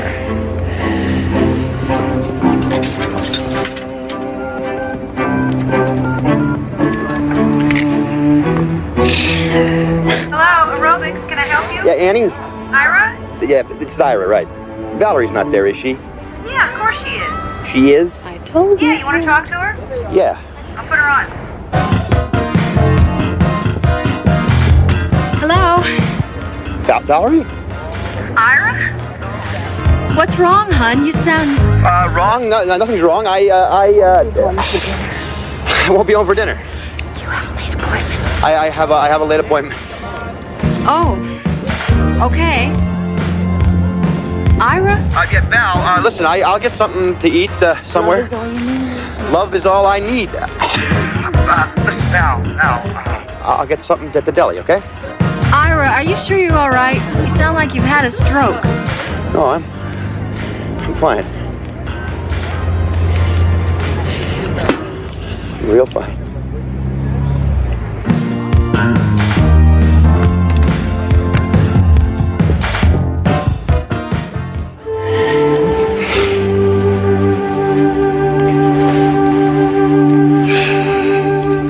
You were incredible. The whole afternoon's ahead of us. Val, I am totally wiped out. I'd have to be hospitalized by nightfall. This day, it's real. You are real. And I'll be here for you whenever you want me. But how did you? Where did you? I'm the girl you married, Ira. The one you dream about. I don't ask so many questions, Ira. You can blow a good thing that way. Don't you get it? You've been thinking so much about the way it used to be that what you want so bad has become real. That's me. The Valerie that you remember. The one you hoped would never change. And I haven't. I wish I could say the same. Tell me about it. What's with the suits? That is my court costume. You did it. You're a public defender like you are. Corporate counsel. Bummer. Well, my life's not so bad. Then why are you so sad? You never used to be a sad person, Ira. What happened? Valerie, yippies turned into yuppies. Jerry Rubin runs a business networking salon, whatever the hell that might be, and that is what happened. Okay, I know how that must sound, and you're right. There's much more to it than that. I'm just being facile. I'm oversimplifying. I mean, it's a whole evolution of the social infrastructure we're talking here. Something much more gradual, much more complex. Jeez, Val, you gotta understand. You must. You were there. We were gonna change the world, remember? Somewhere along the line, I don't know, we lost each other somehow. Est and the me decade, leveraged buyouts, tanning parlors, aerobicizing. Seems like nobody cares about anybody anymore, except himself. Our focus just narrowed. Then we need to expand it. Let's do some window pane and watch the walls melt. Valerie, if I went anywhere near LSD, we could watch my brains melt right out my ears. Sweetheart, nobody does that anymore. Wake up, smell the 80s. Jeez, Ira, you are a stone drag. Where you going? You just got here. You know, man, we used to laugh at people like you.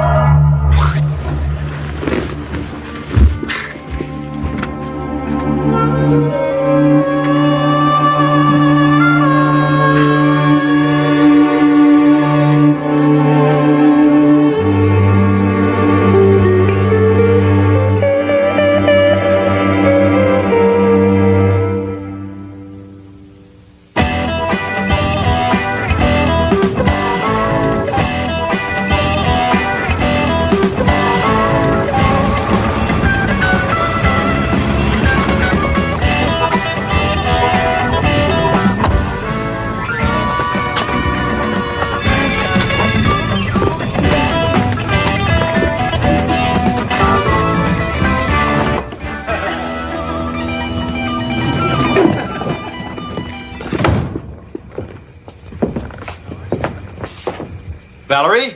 I'm in here.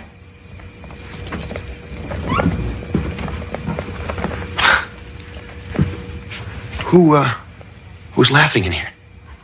The TV, Ira. I turned it off when I heard you come in. There's nobody here but me and Herman Hesse. Sid Harton, huh? Wow. You know, there was a time that I thought the whole damn key to existence was contained in this book. You were reading with the TV on? Yeah, I just got an urge. It's something you said last night.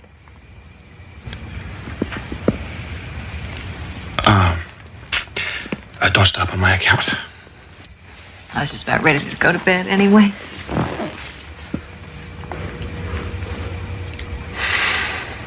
You go on. I'll be up in a while. I have some transcripts to proof.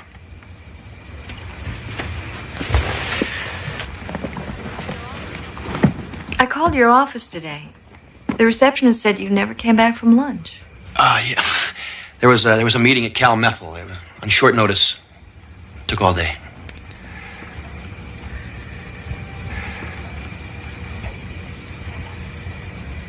Okay, Ira.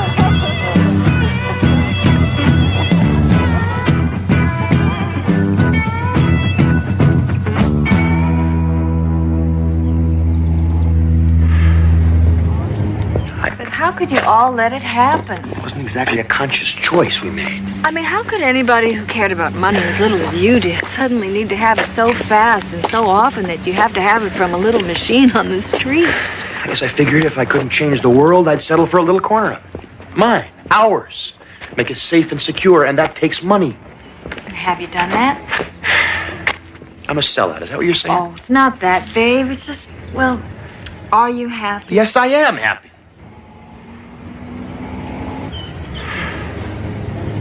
I don't know. Most of the time I am. Something is missing. Sure there is. Me. Come on, honey, you've got to tell her. What about I've been a memory too long. It's her turn now.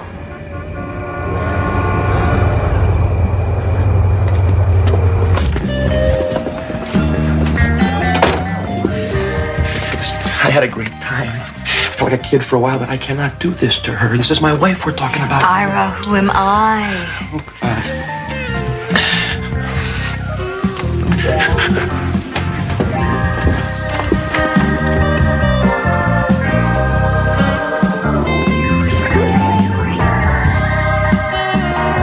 Valerie? Ira. What in the hell is going on here? Ira, wait a minute. It's not what you think. What the hell it isn't? How could you do this to me? Hey, wait a minute. Who's that? Forget about her. Who is that? I want to introduce myself before I kill him. Oh, my God. Ira. It's me. Oh, so you've been doing it, too. What do you mean, too?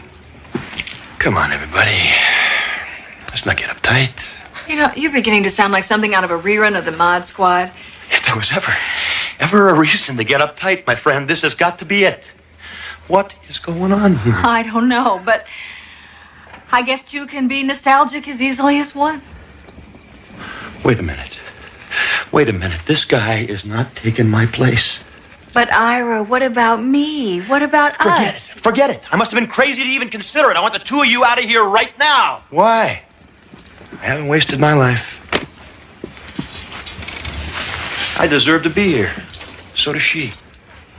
Yeah, man, we've got a handle on all this stuff that counts. The dreams, the ideals, the love. What are you talking about? You are 18 years old. You don't know squat about life or love. Real love is commitment.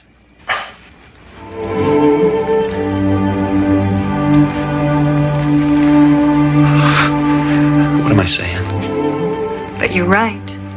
You're absolutely right. Ira, we almost made a stupid mistake. Say, we nearly lost each other because these two. Where'd they go? Who cares? They were beginning to annoy me anyway. They? You mean we? Were we really like that? All that arrogance, that naivete, that pomposity. Idealism, the passion, the fire.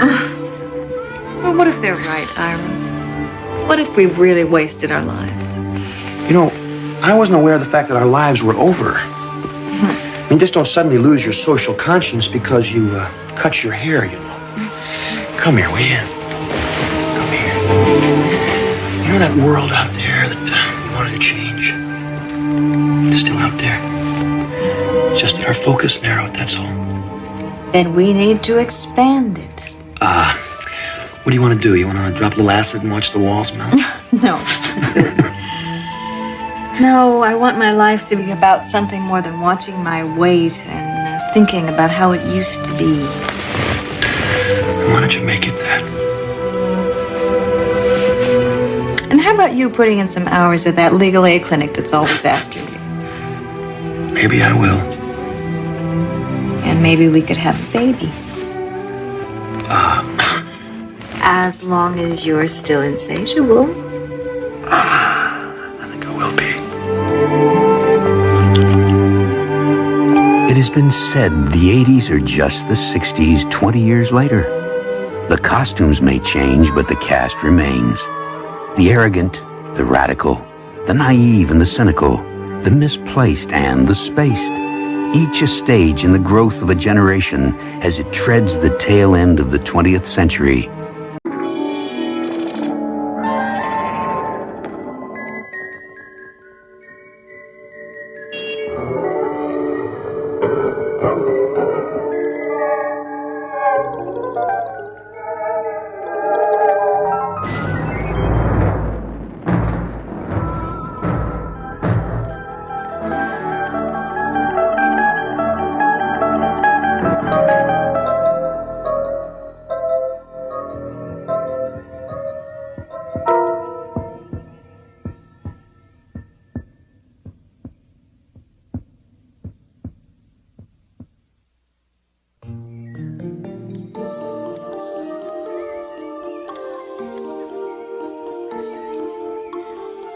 Yes, I realize there are only 3 weeks left on the fundraising drive. That's why we've got to make as many contacts as we can.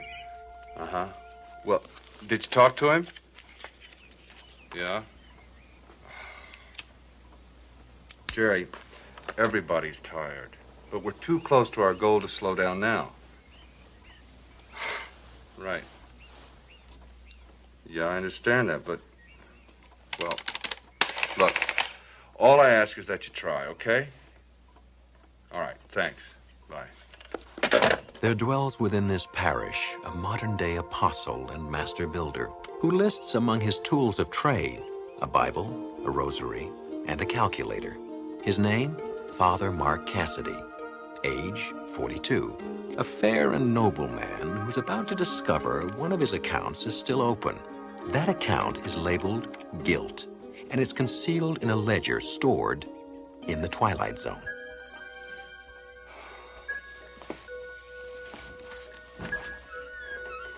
Good morning to you, Father. Breakfast is up. The bacon's cooked and crisp the way you like it. Well, I don't really have time for breakfast, Maggie. I've got a meeting with the Trust Fall Foundation people this morning. But I could sure use a cup of that coffee. You look like you could use a bed. Maggie, please. We need the Foundation's participation in this drive, and I promised the bishop I'd get it. Is that the biggest cup we have? Why not hook up the coffee pot to an IV? Oh, Father, I know. What you do with your life is your business. Thank you. But what you're doing with it is not so good. I gotta go. You're working too hard on this hospital wing. You don't eat right. You need rest. Keep it up, and I'll bet you 2 bones and a cup of milk you'll be the first person needing a bed when it finally opens. It's a children's wing, Maggie. They won't admit me. And I think you're worse than a child when it comes to taking care of your health.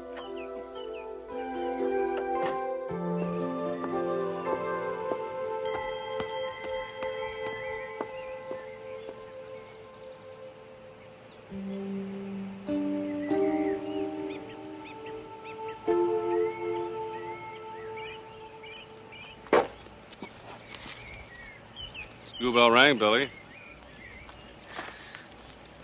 Well, at least go in out of breath to show you made an effort. Thanks, Father.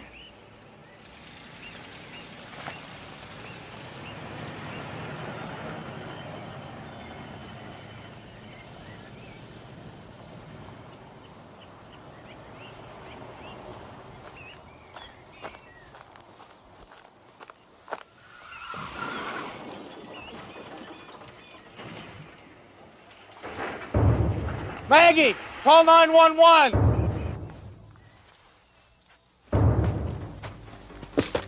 Father Mark, what is it? Father Mark!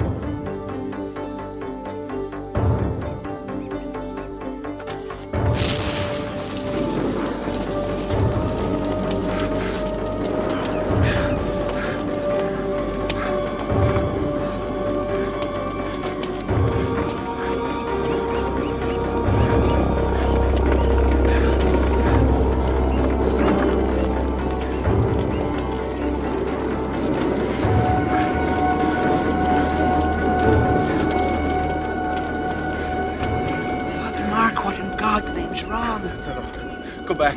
There's been an accident. Call for help. Call for...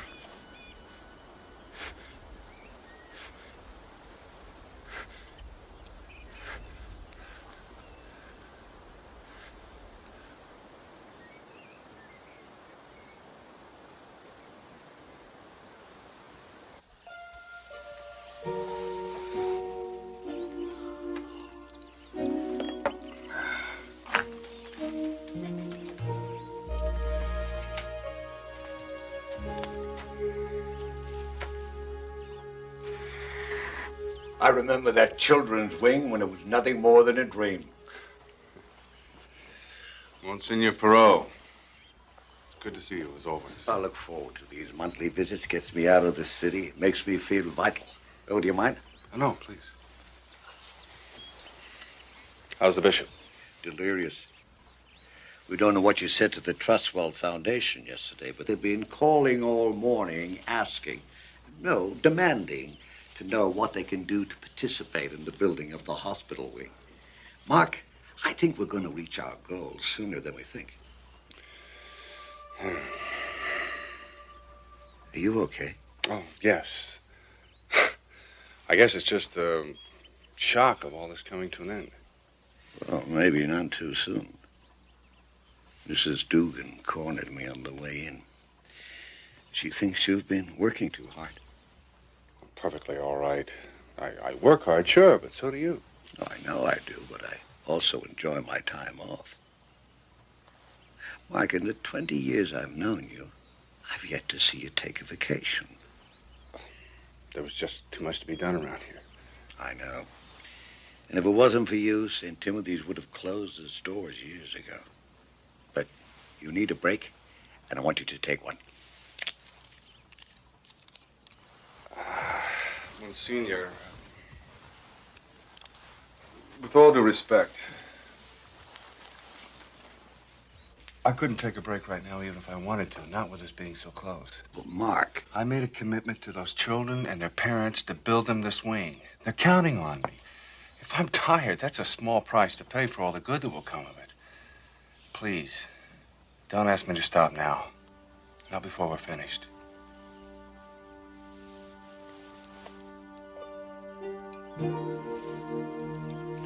And Father Damien looked at the leper as though he were his brother. And he took the pipe from the leper's mouth and he put it in his own. Oh, gross. Well, it sounds awful, I know, but with that one selfless act, Father Damien gave the leper something very precious. He gave him dignity. Now, I'm not suggesting that you go out in the world and help lepers. There are countless other sacrifices you can make in your everyday life that will make you equally worthy in the eyes of Lord. Father Mark? I'll be right back.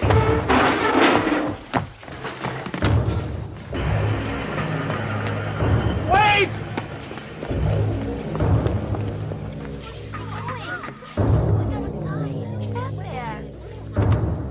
What's he running after?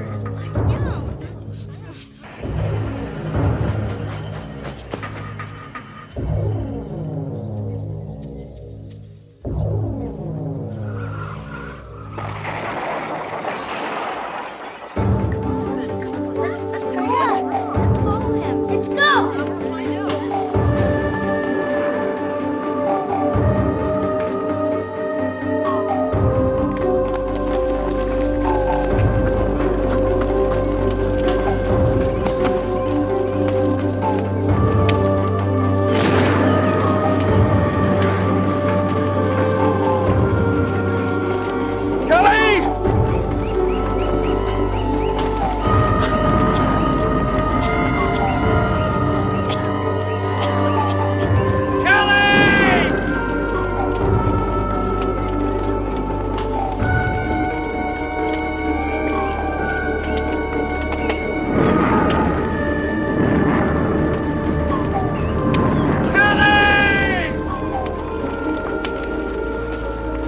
Father Mark! Don't just stand there, get help! Can't you see? Can't you see?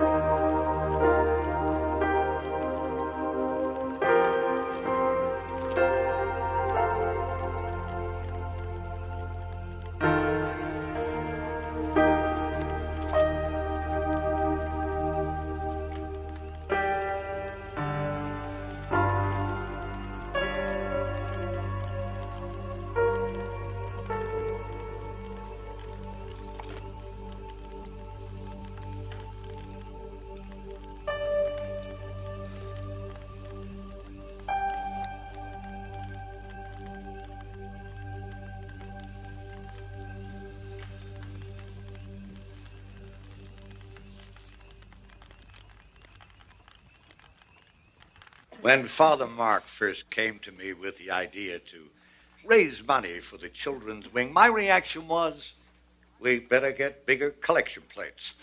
$2 million. I confess I had my doubts. But fortunately for all of us, he didn't.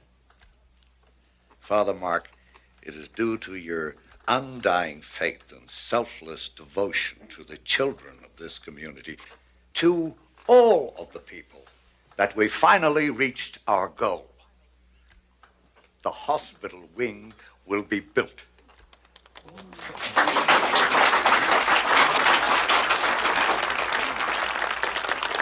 And I'm happy to announce that from this day forward, it will be known as the Father Mark Cassidy Children's Wing.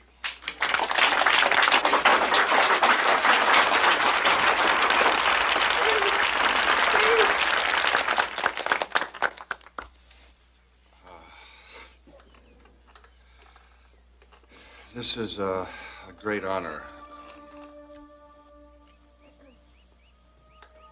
I guess I should be happy, but I don't know if I deserve this. I know we all know this is an emotional time for all of us, so please, there's refreshments for everyone down in the church basement.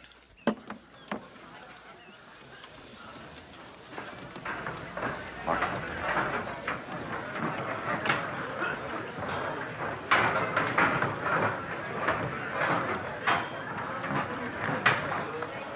These are lovely grounds. I'm surprised you don't make more use of them. There's just no time. For people whose business it is to preach eternity, it's ironic that we can't take a little moment to ourselves every now and then. Oh, these roses are special. They were a favorite of a friend of mine. You know, the bishop is singing praises about you. He thinks what you've accomplished here is nothing short of a miracle. Well, please tell the bishop to reserve his praises for somebody more worthy than I. There are very few. Well, Senor, I am only a priest. No, you're a good priest, and God won't think any the less of you if you pat yourself on the back every now and then. I'm not so sure about that. Well, that's a matter for debate, and one that you'll now have plenty of time to reflect on. No, there's still too much to be done around here. Mark, this is not a request. The bishop has ordered you to take a leave. But what about the clothing drive and the pageant and the operating costs? Don't drive yourself so hard. Others can do those things. No, they can't. You don't understand. There's something God wants me to do. Something here, right here. And I cannot leave until I find out what it is. What it is? When you came here, St. Timothy's was on the verge of collapse. Now we got a thriving church, a school, a new hospital wing. The parish couldn't have survived without you. You've built a solid foundation. Now St. Timothy's can stand on its own. What about me? What do I do now? God gave you a mission, and you've completed it. Trust him to show you what to do next.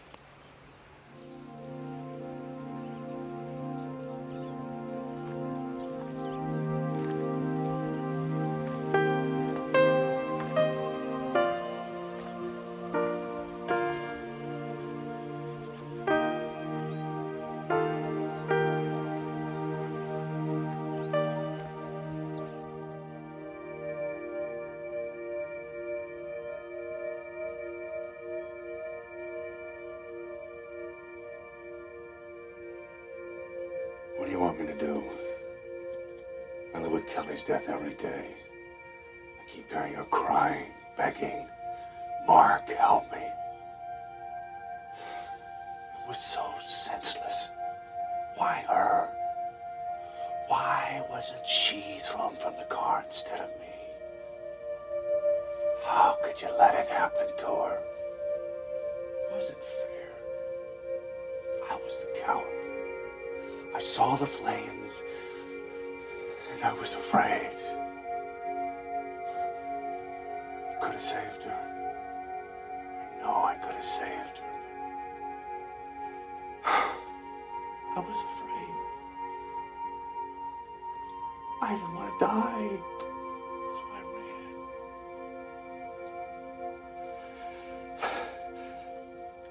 I know I'm not worthy of your forgiveness, but I ask your mercy.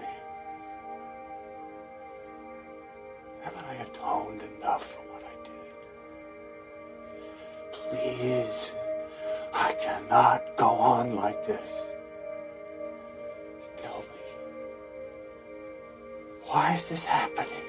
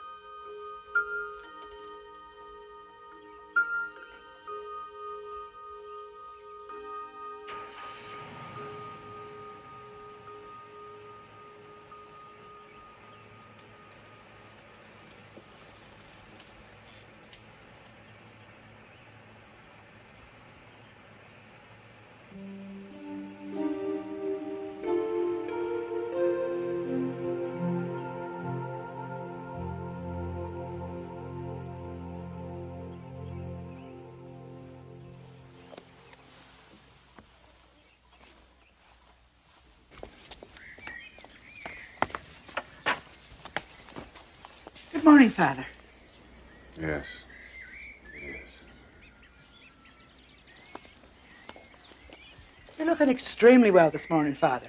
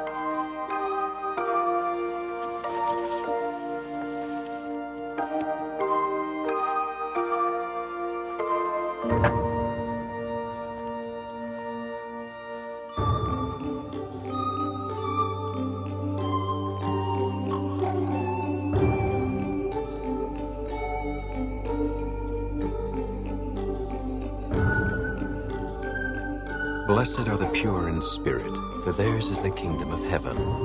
A message delivered from thousands of pulpits to millions of people yearning for peace, including one local parish priest whose road to peace and salvation crossed right through the Twilight Zone.